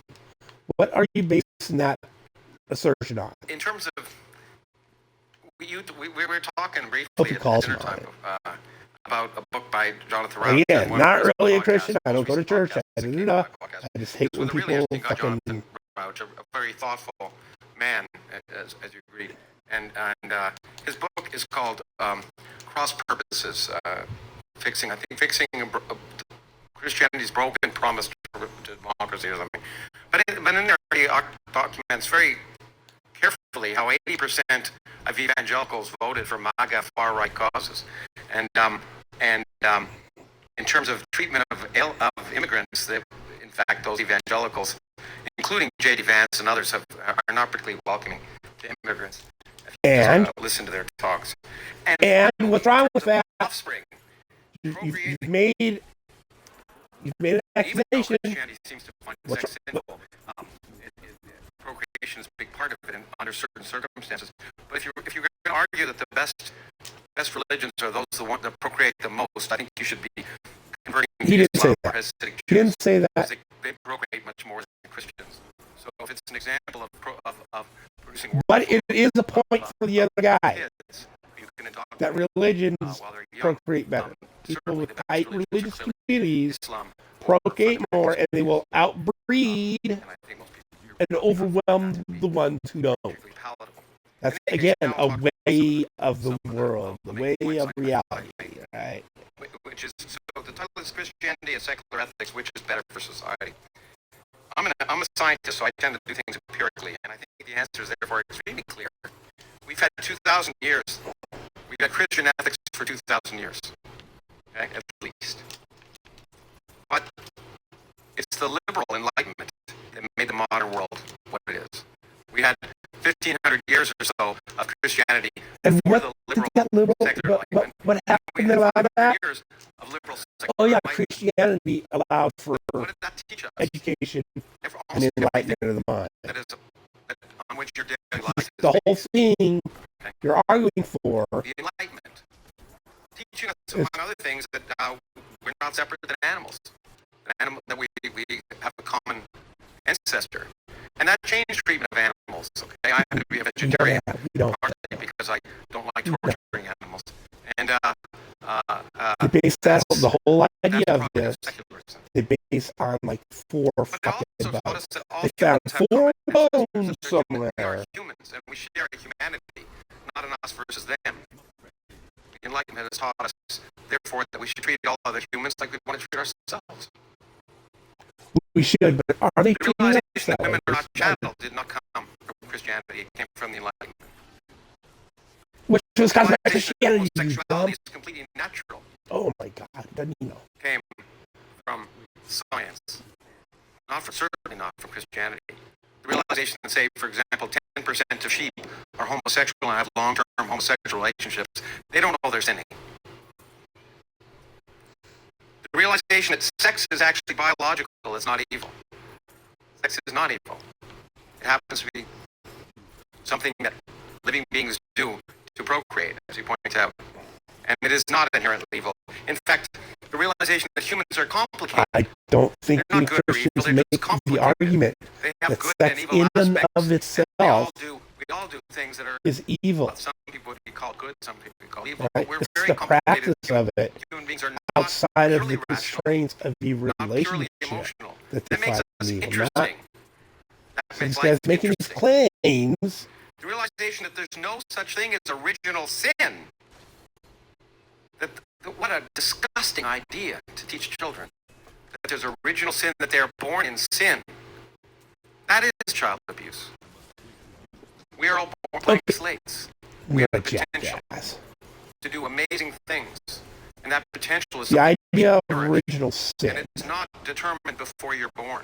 right? It's But after you're teaching born you and how that you're brought every up, single being kind that of walks the values planet, and every single teaching human being and is creativity broken and and flawed. That's the idea. encouragement Behind parents it. That's provide, it. independent of their Right? religiosity. And people make it a different Good again. parents, I'm not, parents yeah, are but how do they not know good this? people, How do they not know the religious and enemy well enough to know the argument? realization that we can be wrong, and that we should actually cherish that fact. That, in fact, we don't know the answers to the questions before we even ask them, which is really what religion's all about, being absolutely right. Science changes because we can be wrong, and that's how we make progress. We should And I cherish say that the fact the that enemy, we don't know everything. We don't have all the answers. because That makes listen, life worth living. listen to how they're Being talking. wrong, They're absolutely and 100% in fact, fucking convinced especially wrong about that those if cherished Christians beliefs become we a hold, major we find cultural out that drive nature tells us in society they're again, wrong. there It's the greatest won't be any liberation science. anyone There won't be any. It just won't. I There hope won't everyone be any has science that. anymore. Take something It's they just so like profoundly believe at the basis of their being and shown to be wrong. fucking is dumbass. produces an open mind and a willingness to accept the evidence of reality. That So if you things have are an real open basis mind, of a productive what does that? society. It doesn't mean anything if you don't have a Have structured the answer to no way one to evaluate it, ultimately outside of and you have ourselves. a There's no basis cosmic for your dictator morality or on what you authority feel is right. Right? If it's for just what we're doing. We have to do that for 51% ourselves. of the people say this is right, Realization, at any time the 51% can decide one of the that most putting people in solipsistic bone cages aspects of is religion A-okay. is the ridiculous It's notion totally that the A-okay. universe was So you created have for to us. have something Realize the greater universe is not created for us. For some kind of bind cosmic your humility, fucking ideas to I think is the basis, than once again, of the being willing 51, to deal than with others the chemical in a stew that humble gurgled in the fucking Could we imagine pond this that created remarkable universe humanity. with 100 billion galaxies, each containing 100 billion stars, was created for us on this random pale blue dot in the middle of nowhere. Thinks below Is, I us. think, one of the most, well, as I say, solipsistic ideas that's ever been invented. That kind of cosmic humility is impossible in Christianity, because we assume somehow the universe was created for us. We also realize that we probably don't have free will. In some sense, activities we take care of, the decisions we make are in many ways determined by a multitude of factors that we can't analyze. Have free will. But that changes our notion of You can punishment. make that argument, Bubba. And how we deal with We those didn't have free will. Let me give you two examples of the credo of a liberal, the liberal enlightenment. I'll quote. I was going to say someone from my Bible. But in some sense, it's my Bible, Christopher Hitchens. But See, it's not a Bible. they do have the your they're Bible, admitting because I think he was he's that's a, certainly fallible. even though he's trying to In any case, turn a phrase, he said our belief he's is trying not to a turn a belief. Our phrase. principles are not a faith. We do not rely solely on science and religion because they are necessary rather than sufficient factors. But we distrust anything that contradicts science or outrages reason. We may differ on many things, but what we respect is free inquiry, open-mindedness, and the pursuit of ideas for their own sake. We speculate that it is at least possible that once people accepted the fact of their short, struggling lives, they might behave better toward each other, and not worse. We believe with certainty that an ethical life can be lived without religion, and we know for a fact that the corollary holds true, that has caused innumerable people not to just conduct themselves no better than others, but to award themselves permission to behave in ways that would make a brothel keeper or an ethnic cleanser raise an eyebrow. And Jonathan Rauch, a little more forgiving than Christopher Hitchens, in defining cross purposes of liberalism. He said liberalism embodies these same principles of intrinsic moral worth and equality. Even in extremists, it draws back from measures like torture, enslavement, ethnic cleansing, caste distinctions, and racial discrimination, measures that were standard procedures till liberalism came along. I repeat, measures that were standard procedures in a society that was dominated by Christianity before liberalism came along. Recall the foundational injunction of Immanuel Kant. He says is liberalism's greatest ethicist. Act so as to treat humanity, whether in your own person or in that of another, at all times and also as an end, and not only as a means. His categorical imperative requires all of us, great and small, to live under the rules we set for others. Adam Smith, in his theory of moral sentiments, said we grounded morality in what he called sympathy. A conscientious effort to put ourselves in others' shoes and have moral empathy for them before making choices that might affect them. In his ethics, liberal morality echoed Jesus, as Jonathan put it, as you did to one of the least of my brothers, you do to me. But that's liberalism. That same idea comes from without a belief in God. You don't need God. But it didn't. It didn't. It didn't, though. It never has. Where has that idea come? Without somebody, fuck God. So I talked about Buddha. That was the virtues of liberalism. Let me talk about the flaws of Christianity. Greek gods, Roman gods, first fundamental flaws that were born in sin. This idea of being this way was always tied to a greater being, because people understood we're not God. We're fly, broken, fucked up pieces of shit. In fact, perhaps the greatest evil we do to young people and people is to make them fulfill something that's impossible. As Hitchens and before him said, the impossible task of which Christianity gives us, which is to be born ill and commanded to be well. Be born ill and commanded to be well, something you can never fulfill. The belief that somehow those that don't believe in something, in this case Christ, are doomed not to just suffer in their own life as a kind of North Korean hell, but are doomed for all eternity by a cosmic dictator who makes the North Korean dictator look small, just for the simple act of not believing. Christianity tells you are doomed for not just the 7 no, it doesn't. Are there Protestant churches for all eternity that say that Protestant that you're going to burn, that you're going to you're given free will, yes, but you're damned for but you. not the original church. The original church Christ founded. It was just you were just cut off from the energies of God. Right? You is what they said. Is what 30 seconds. Okay. the atheist champion. The idea that there's nothing when you die. Right? So you die, you go to the same place, you go to the same place as everybody else. You just don't share in the energies of God.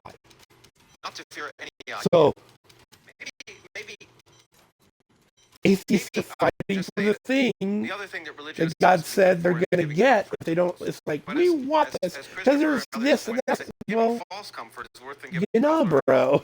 It's like giving a placebo to someone who's sick and needs something real. So telling someone, you don't have to believe this, but if you're ready to die, this will give you comfort, is, as Christopher pointed out, the worst thing you can do for something. It's an insult to the human intellect. Thank you. Thank you for that opening, Dr. Kraus. We will Oh, dear Jesus. switch it over to the rebuttals. I have the timer set for you, Mike. The floor is all yours for 8 minutes. Yeah, thank you for that, Dr. Krause. I want to remind you and everyone of the debate. The debate is not what we don't like about Christianity or secularism. The debate is about the effects. Which is better for society? I gave clear scientific studies. You said that you think they're debunked. I'd really love to see your research on that. I'm talking. Anyway. Your time later. No, none of these studies have been debunked. And that's why I cited several finding similar results, including systematic reviews and meta-analyses. So we can keep that in mind. You spent a lot of time arguing that original sin is Christian, but an empiricist. What So research shows that the belief in you original can do sin both at the same time, you know. is what I want to ask you. You may not like this, but if you actually read some historians of science, Noah J. Efron, James Ungariano, Edward Grant, they'll tell you, surprisingly, the belief in original sin was crucial for the development of the scientific method. You can read Of Popes and Unicorns by James Ungariano, Noah J. Efron's chapter, and Galileo Goes to Jail and Other Myths. They point out is that the idea of original sin convinced a lot of early scientists that they were fallible. They keep doing constant experimentation to verify the results, and they conclude that belief and other Christians believe helped develop science. What's the number one problem with science right now, according to others? The lack of replication. You mentioned right? Like, the lack of that study, is, that experiment being tested over and over and over and over. That has been happening. So and not only that, they're basing a lot of science on computer fucking models. A computer model is not an experiment. From the period of history condemned by all right-thinking it just isn't. As the last millennium. It came from the canon lawyers of the Middle Ages. Samuel Moyne says that the thesis of his book, Christian Human Rights, is that this is a project of the Christian right, not the secular left. Brian Tierney, in his book, The Idea of Natural Rights, is the humanistic jurisprudence of the 12th century, especially the writing of the medieval Decritus, may provide a better starting point for the investigation in the origin of natural right theories than either the 14th century nominalists or the capitalists of the early modern world. Okay, and you can go back to writers like Godfrey Fontenay for that, as well as William Ockham for that kind of stuff.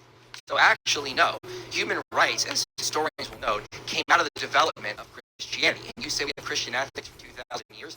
This is a straw man. This is an oversimplification. As Tom Holland says, Christianity was like a depth charge. It took time for Christian ethics to slowly spread and saturate the culture. It didn't just, by the time of Constantine, there was only 10% Christians in the world at that point. When the Muslim invaders were coming through, they're going to cities like Karhai, and they're finding more pagans still there. Pagan temples were open to like the 900s. It took time for Christianity to spread. At the founding of this nation, only 17% of people belonged to a church, according to people like Rodney Stark, who's a sociologist. So the idea that Christianity just took over for 2,000 years is absurd, non-historical nonsense. It took time for these things to happen. So he says missionaries destroyed societies. Okay, that doesn't come up in the research. I can cite so many studies on this. Like, for example, Robert Woodbury's work. Papers like The Shadow of the Empire, The Missionary Roots of Liberal Democracy, where he knows missionaries actually went in and they stopped colonial powers from abusing native people. You can read stuff like Protestant missionaries are associated with Protestant missionaries undermine political authority, ? Evidence from Peru. You can also look at things like the long-term effects of Protestant activity in China, competitive religious and entrepreneurs, Christian missionaries, and female education in colonial and post-colonial India. Okay? The reason why the world is so educated and healthy has a lot to do with what Protestant missionaries did. There's a lot of research on this. You said that Christianity claims sex is bad. If you read the Song of Solomon, sir, I think you should read that. You might learn something there. No, let me remind you what I said in my opening statement. I did not say that higher birth rates are necessarily better. I specifically said you have to have at least a sustainable birth rate. Secular societies cannot produce those. Only religious societies do. Okay? So yes, Muslim societies, Hindu societies, Christian societies, they have sustainable birth rates. That's a base for them looking to see if they're actually good. What do they produce after that? Secularism can't even get over that hurdle because they can't generate progress for multiple generations. That's a problem. You mentioned homosexuality. Again, you need to study the research on this. Christianity does not lead to LGBTQ prejudice. And let me tell you some work. So, how right-wing authoritarianism mediates the relationship between Protestant religious denominations and attitudes towards homosexuality. There's also a great paper called Unpacking the Drivers of LGBTQ Legislation, which says, regarding the main setbacks for the promotion of LGBT rights, empirical results suggest that religious affiliation can act as a cultural constraint in countries where Islam and Hinduism and Buddhism are the most followed religions. Contrarily, religious affiliation does not seem to be constraining LGBTQ plus legislation in Christian majority countries. So this idea that we're going to cause more prejudice, it does not show up in the research there. So you can laugh at it all you want. I am a man of science. I want to follow what the science says, not my personal feelings. So I think you should consider that a possibility. So you mentioned we don't have free will. I have no idea what that has to do with anything in the debate. The debate is about what the effects of Christianity and secularism produce. Whatever that has to do with the debate, I have no clue. Don't let the guy prattle about shit that has nothing to do with the prompt of the debate. So I'd like you to that's literally a straw man. For in a debate is bringing up some shit and making the guy defend it that isn't in the debate prompt. Changing the topic to something the other person is not defending and demand that they defend it. They could do their own work. This is something that comes out of the Christian society, which invented the separation of church and state. It starts with Jesus saying, render unto Caesar the things that are Caesar, and the things that are God to their God. It's then developed by Augustine in the City of God, and then manifests and explodes in the Reformation. Read Article 28 of the Augsburg Confession, where they're making this pronounced distinction of church and state. What that led to, as Edward Grant, the historian, will tell you, is that it actually led to the development of modern science, because Christians had separation ideas. Not everything had to be controlled by the Pope. They allowed states to do things, and they had the Pope is a result of a schism within the church, right? So Roman Catholicism is considered a heretic faith. I think I addressed most of the actual points relevant for the debate. I don't have much else to say, so I'll yield the last few seconds.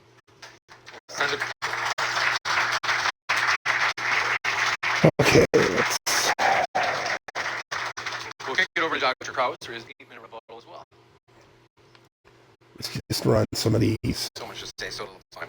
I get killed too many times in the other ones, and I don't need a lot of the math. It's interesting. You sort of disproved your own point, I think, 4 or 5 times.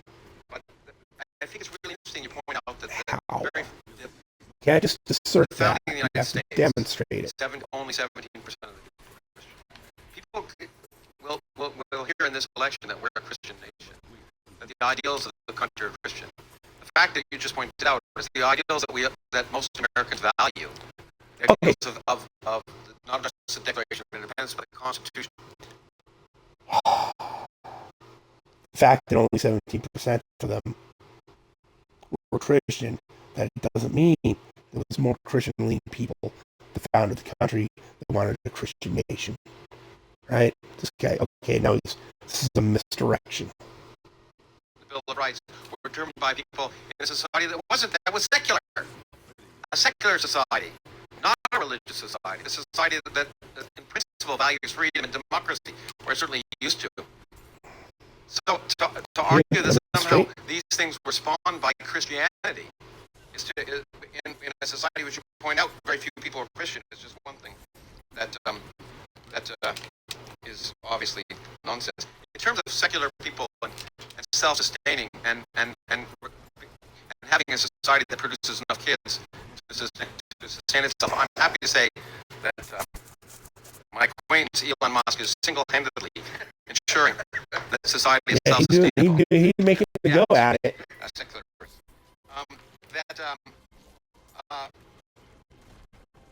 But also, most of the kids he's doing this with are doing it for the money and the clout. Right? Like, to be having babies and raising babies, they're doing it for the money and the clout. And now you got to deal with the crazy that there's women that have children with men for money and clout. To discuss, to disagree throughout of a system in which the only game in town was Christianity. The only universities were Christian. There was no other choice if you wanted to be educated. Absolutely. Absolutely. The liberal enlightenment grew out of a world that was Christian. But that's the key point. It grew up. We have Christianity. Monks are priests, right? That we're able to grow out of. Because they have a general our parents. idea, belief in the faith of God. Does that mean the fucking priest? All the scientific fields, all the enlightenment, but exactly priests, those people around the church, And you think for yourselves. And so we do. and monks, right? That doesn't mean they were full-on Christians. He said it was a Christian. Universities, which initially Still. were all religious, Still. and then all became secular. Why? Why were they all religious? You have the enlightenment. Why were they all religious? Because only the religious people were teaching people to read. Secularists weren't teaching people to read because you can't keep somebody enslaved if they know how to read and write. Right? So, people of faith, the Christians, whatever, were teaching people how to read and write so they could be better people and understand the Bible and do better in life. They're the ones who done it. Not the secularists. The secularists were the slavers who wanted to keep people down. To this day, the secularists in government who ruin the Department of Education make people fucking stupid. So all they can do is flip burgers at McDonald's and turn us into wage slaves and tax slaves. Yay, secularism. Fuck. People are so...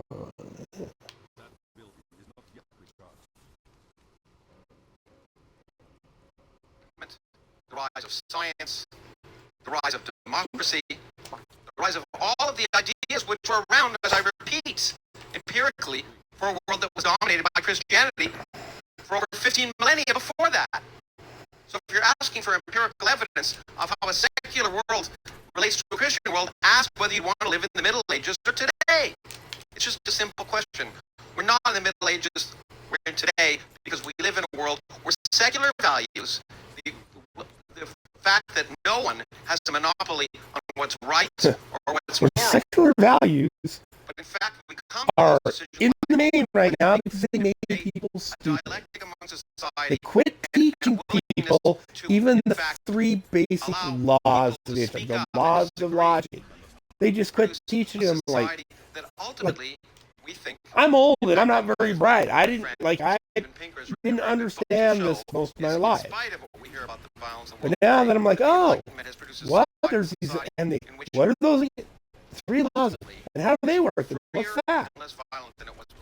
Now I'm out, and I can't not see that people don't know this. And if they don't know it because they're stupid, they don't know it because they were purposefully not taught it. Purposefully. Why else would it not be a part of every level of education if they did not want you to not know it? The 15th century world of pre-enlightenment to a world of enlightenment, the world in which you and I. And this guy is so into it, he doesn't even see that. He doesn't even see it. Right the fuck. Right the fuck. That's all. Thank you very much for that rebuttal as well.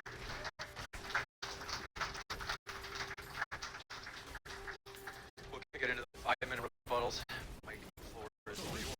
All right, well, thank you. Again, I remind people the debate is which is better for society today. We've not seen a lot of evidence that secularism has actually said look better. around. Look around. The doors are. Describe a door for me. Door. What about the door? How does the door close? Door.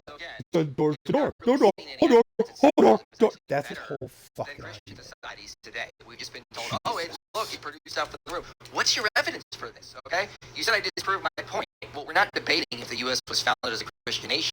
But if you want to claim it's secular, great. Guess what was allowed in the Constitution? Slavery. So you just said secularism is responsible for slavery in this country. Thank you. We appreciate that. And actually, if you read people like Robert Fogel, for example, as well as Rodney Stark, as people started becoming, as this Basically nation was growing, more people were attending religious. church, and we saw the Second Great Awakening, and out of that, as Ben Wright argues, we actually saw the abolitionist movement come about, which led to the Civil War and the ending of slavery. So again, we have Christianity to thank for the abolitionist movement, which apparently secularism gave us with the founding of this nation. So we have that problem. He says, liberalism grew out of Christianity. Well, okay, what are you trying to say there? You should be saying thank you. Great, excellent. So Christianity is thank the world we grew out of. The problem is, you say that we should just keep growing out of it. You can't. You can't produce sustainable birth rates that can produce populations of secular humanists that can just keep going on and generating more progress in a society for multiple generations. So you can't grow out of Christianity. You're going to revert back to Christianity, as sociologists like Eric Kaufman have been pointing out for a long time now. So again, now how can so that's an important point. You asked, do you want to live in the Middle Ages or live today? The Middle Ages was the Enlightenment. Do you want to live in the Middle Ages with a bunch of Christians or with no Christians? Because as you have already admitted, we wouldn't get the society we have today if it wasn't for what the Christians were doing in the Middle Ages.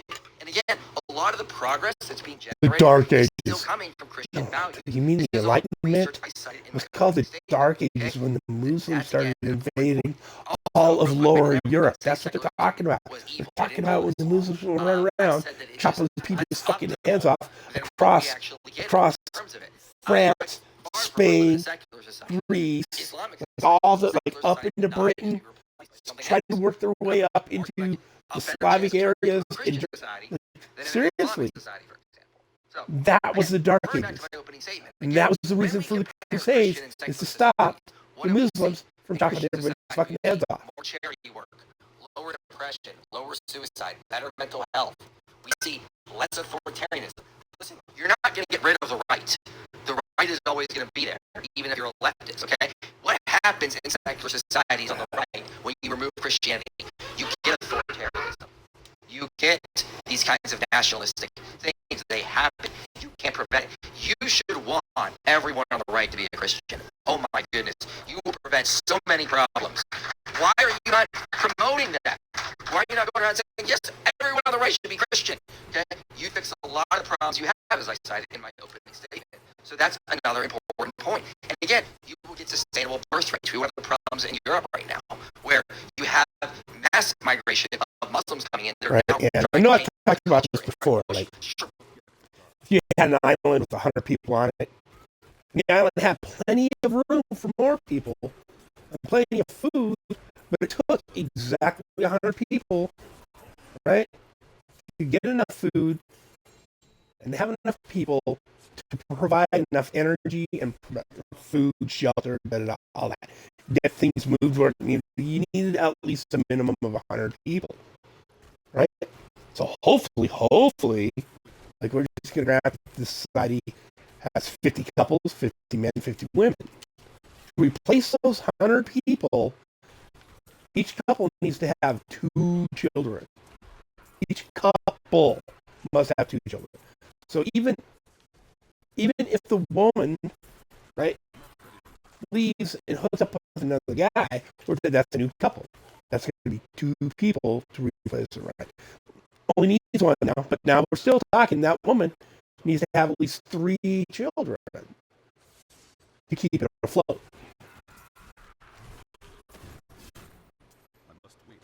To replace the guy in the second marriage once he dies. That's the minimum. That's the minimum. Now, if there's going to be peaks and values in your property, but if suddenly you drop down to 75 people, then your society is not getting something. Like, I don't know what it is. Like, there won't be enough food or electricity or wood or shelter or whatever it is. Enough people to move whatever the beats from the field to the village or whatever the fuck it is, right? Your society will suffer. And a couple generations, within just a couple generations of not producing enough, there will be population collapse. Because all the old people will hit a certain age and they will all die all at once, and then all the people that know how to do stuff are gone, and everybody fucking starves to death. Right? It's what happened in China. Like one of the things that happened in China and Russia and North Korea with the great purges of the old to create the new societies. They didn't leave anyone alive. Knew how to do a fucking thing, so everybody fucking starved to death.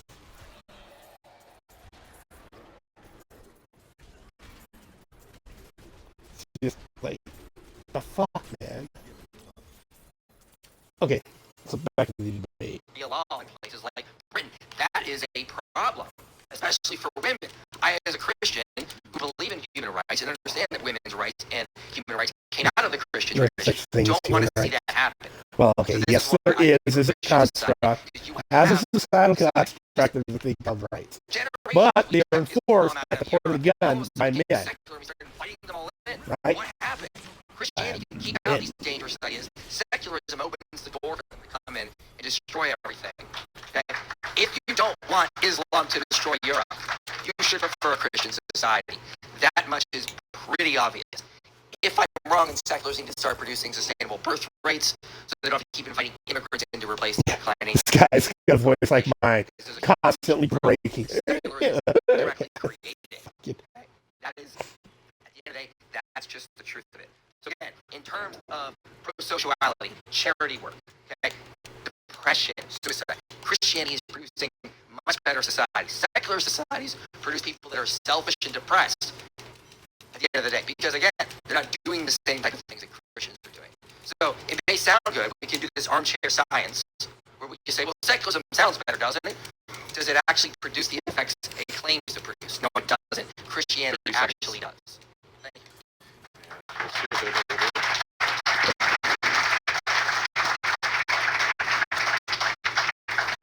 Your final rebuttal speeches. Yeah, I'm gonna keep doing these to try and get the rest of the shit I need. And if I want to get a big pile of math, I can always just Ever since Eve, craft rares and upgrade to legendary to get the rest of the pieces I need for my Sun Wikus and my Rampians and my whatever the other one was now. I can't remember. Argue that somehow Christianity is the Sun basis of Wikus, rights Ferment, and and the notion that somehow we live in a self-sustainable society. When I was your age, the population of the world was about 3.5 billion. The population of the world is 7 billion right now. We seem to be doing a pretty good job of producing babies. And by 2050, the population of the world will be 10 billion. There's no this notion that somehow society cannot sustain itself unless we convince people that the only I won't go into the sickness of sex and Christianity. It's not worth going into. But in fact, the most sustainable because it's not real. Where do you have the most? Because it's not real. That's why I can't go into it. A society I admire, but they've done a pretty good job of reducing the population.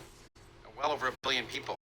If that's your notion of what is of sustainability is somehow a notion, biological sustainability determines what's good or what's useful in the long run, then but it is a very good indicator. In terms of Christianity, right? It's like it's the Ages, would I want to live in a world in the Middle Ages? Christianity, that's hypothetical. Correlation doesn't equal causation. No, but the strongest correlative can be considered to be the cause. To me, the burning of witches is a really interesting example of the history of science and chemistry. Because there's really good historical evidence that's been discussed that, in fact, the ending of the burning of witches happened around the same time as Newton developed Principia. Because what Newton told us now he's abusing. In fact, the same laws that correlation and causation. Now he sounds like the numbers guys. And not only that, we can find the number, and that physical effects, whatever the number is, in 100 different things that happen a day, every day. I say it's all because it's all tied to whatever arbitrary premise they come up with. That you could burn.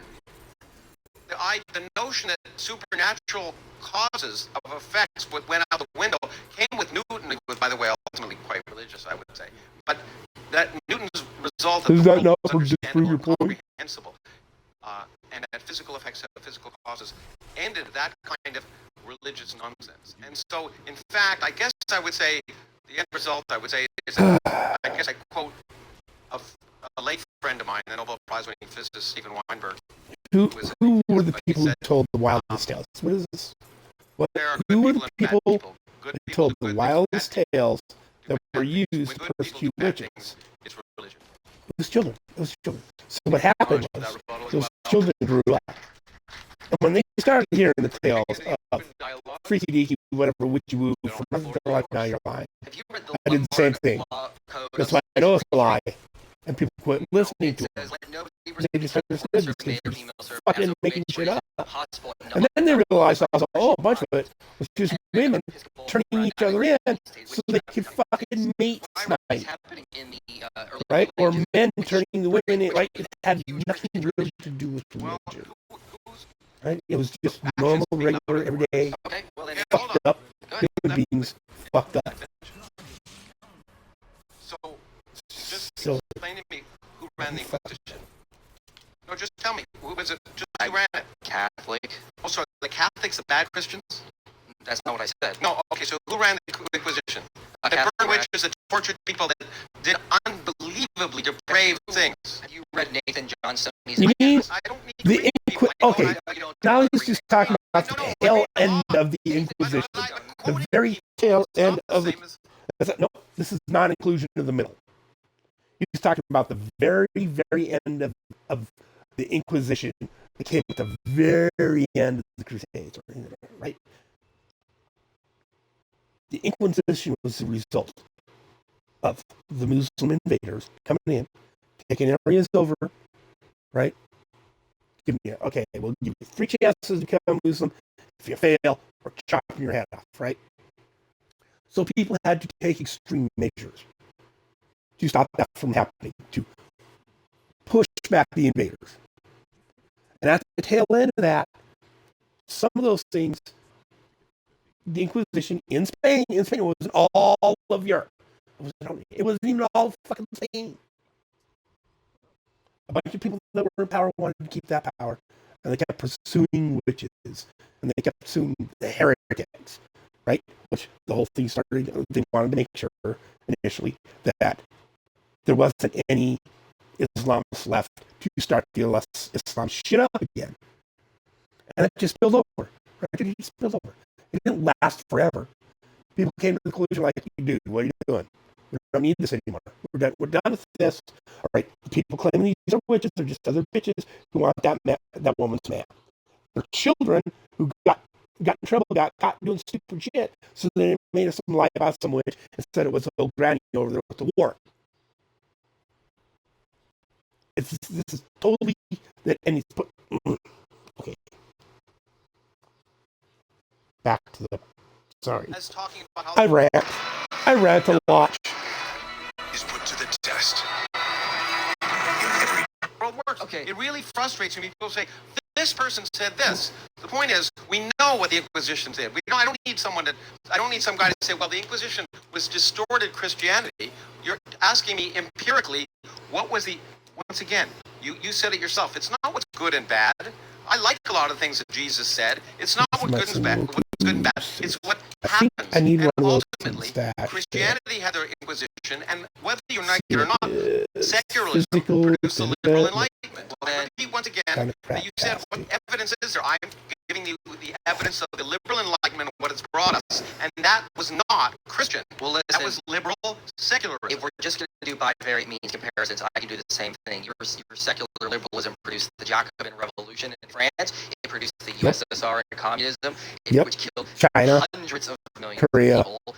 China, USSR, across the world, these kinds of things. So if we're just going to hundreds of millions of Christians are, let's see the bad things they did. Well, clearly Christianity is responsible. I can do the same thing with your secularism. No, but I mean, you were quoting the Middle Ages in particular. That's what broke me up. When you said, rather a world of do you understand what different variables are? Like, there's like, for example, it's like someone goes in, like a vegan goes and shut up the headquarters of YouTube many years ago. Do we understand there's multiple variables at play? Yeah. It wasn't veganism that caused her to do that. But you keep saying that.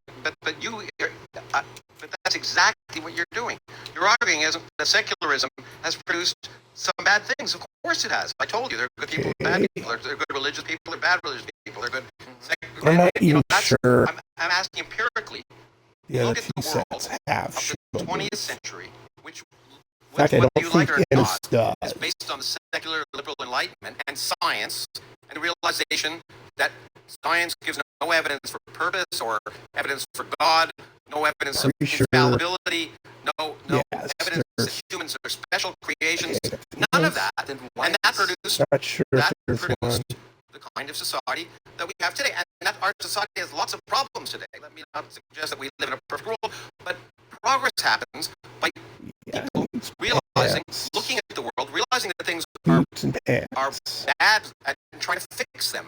Not saying it'll be okay after you're dead. Then why isn't secularism fixing the problems? Why is it Christians that is producing better mental health, more charity work, sustainable populations? If this is all from secular humanism, then why is this research coming out of the secular humanism showing that Christianity produces far better results? Right. Oh, running with Azareth and him. It's for the cold damage. For the cold damage, right? Yeah, when you're pushed, like usually they'll run Azareth or they'll run Ingam, right? They'll forget the speed boost that I usually use. That I've been a scientist for 45 years, let's say, something like that.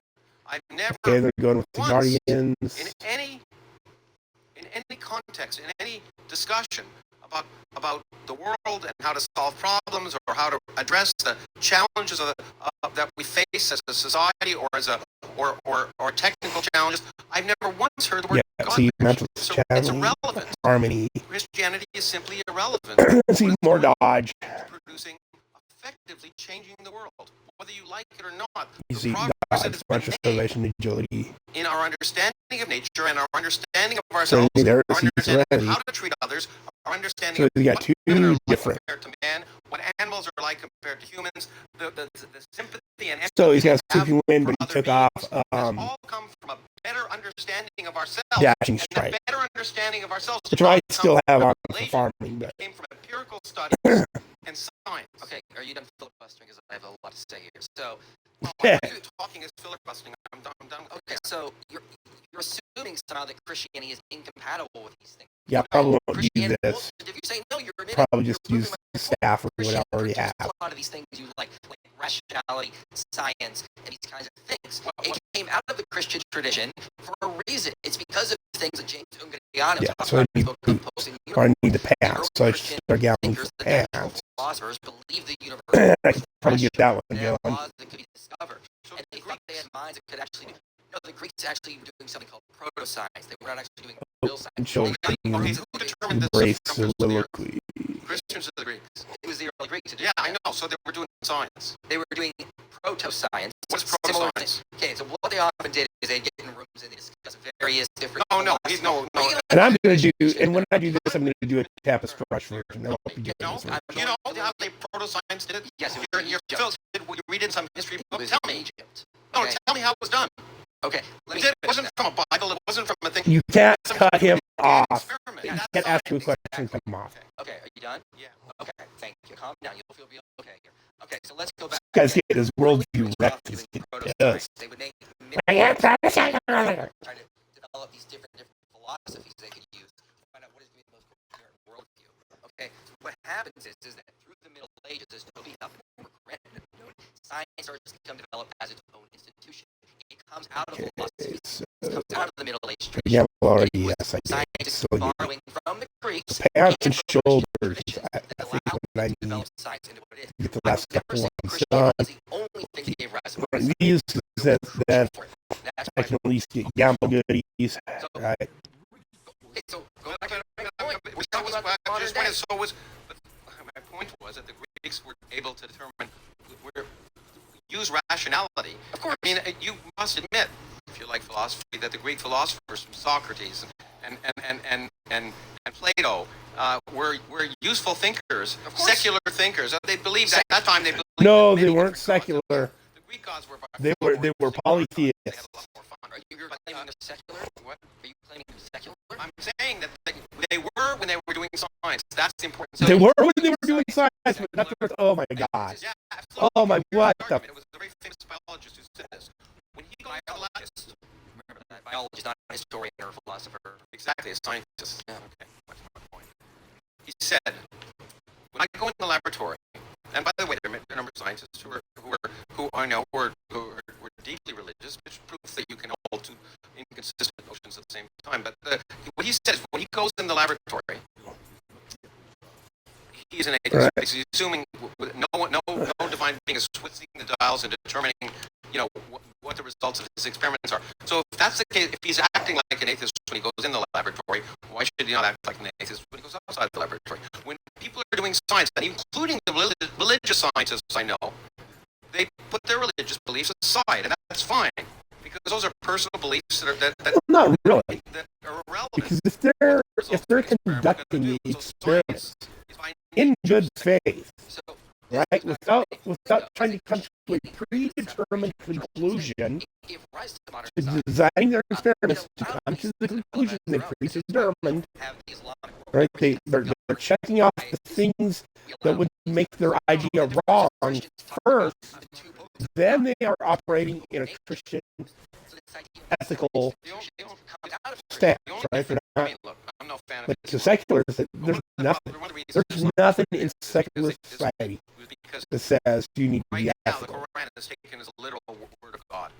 It used to be the case in Christianity, and that's why the Middle Ages in Christianity were very similar to the Islamic world now. False. The notion that you take that, the things are in the Bible, like stone children if they disobey their parents, all those things, no one takes them seriously. Most theologians of the past 2,000 years around. You know who defines themselves as Christians? This is the really important point, and this is the problem, is the monopoly of morality.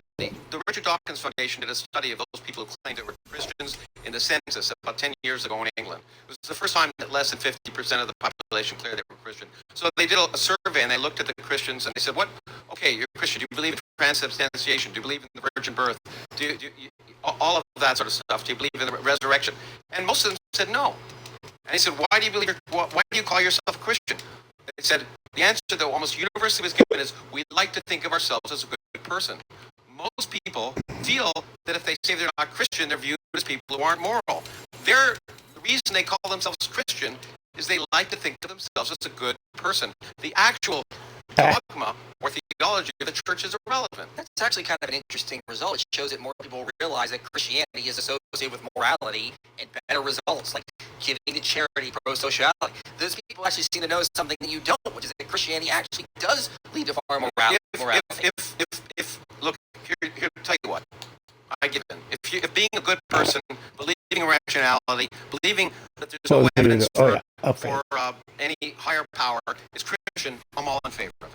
Okay, well, that is not at all what anyone here is arguing. And that we're not arguing if Christianity... If you're allowing people to define Christianity by anything that makes you good, and that has all the underpinnings of a liberal democracy. No, they just realize that things I value in life, particularly being closer to the Christian faith has better outcomes, dude. That's everything. Not any of the shit you're saying is what he's saying. Answers to how the universe works are not yet known. And the ultimate truths are ones we're striving for, rather than ones that were written down in a book given to largely illiterate.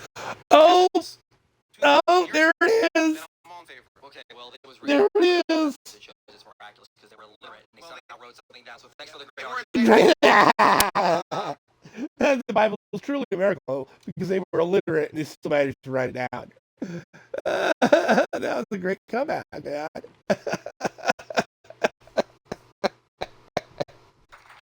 Books were, as you well know, the books were written down well after the events, right? We all agree with that. No.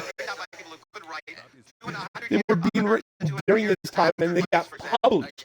They got print published within 60 years of his death. This is what we consider published, reproduced. within 60 years. No, but they were being written during his time. 21st century, secularism is going to produce better results than a Christian society. We just get these vague notions about, oh, secularism thinks about it's great about free thinking and it's associated with science. What is the actual evidence? Again, I'm a man of science. When I want to find out what's better for society, I read sociology. I go into actual sociological research. I discuss things with sociologists before I came into this debate to try to say, hey, is this a good study? Is this a robust study? And they came back and said, use this one, not that one, that one's bad. That's what we actually do. If we dive into the science, it is time for me to get food for the kiddos ready. I'm a little over 2 hours here. I'm going to take a break here. Like I said, this debate, nobody except me is probably actually interested in this debate. Finds it funny, but it's on modern day debate, fiery debate, Christianity or secular ethics. What's best for society? With Lawrence Krauss versus Mike Jones. This is on modern day debate on YouTube. So go check them out. They do have good debates. They have like if you like flat Earth debates, it's like I just can't. I just can't. But no, like, and modern debate, as the guy announced earlier, is looking for atheists to argue against the tag argument. Tag is the transcendental argument for God. So like I was talking about earlier, the higher mind and all the transcendentals, all the emotionals, all that shit that would seem to be a part of the universe that exists outside of the universe at the same time within us. That all this weird shit seems to be an argument for a higher mind. Right, so they're looking for people to argue against that, which means they're looking for people who are going to be willing to lie all the time about shit. If you think that's you, hit it up. All right, I will catch you all later. Hope you enjoyed my rants. If you didn't, I'm sorry, but hopefully you enjoyed the gaming. And just turn my voice down and watch the game. I guess I don't like. All right, everyone. I hope you have a good day. I'll catch you later.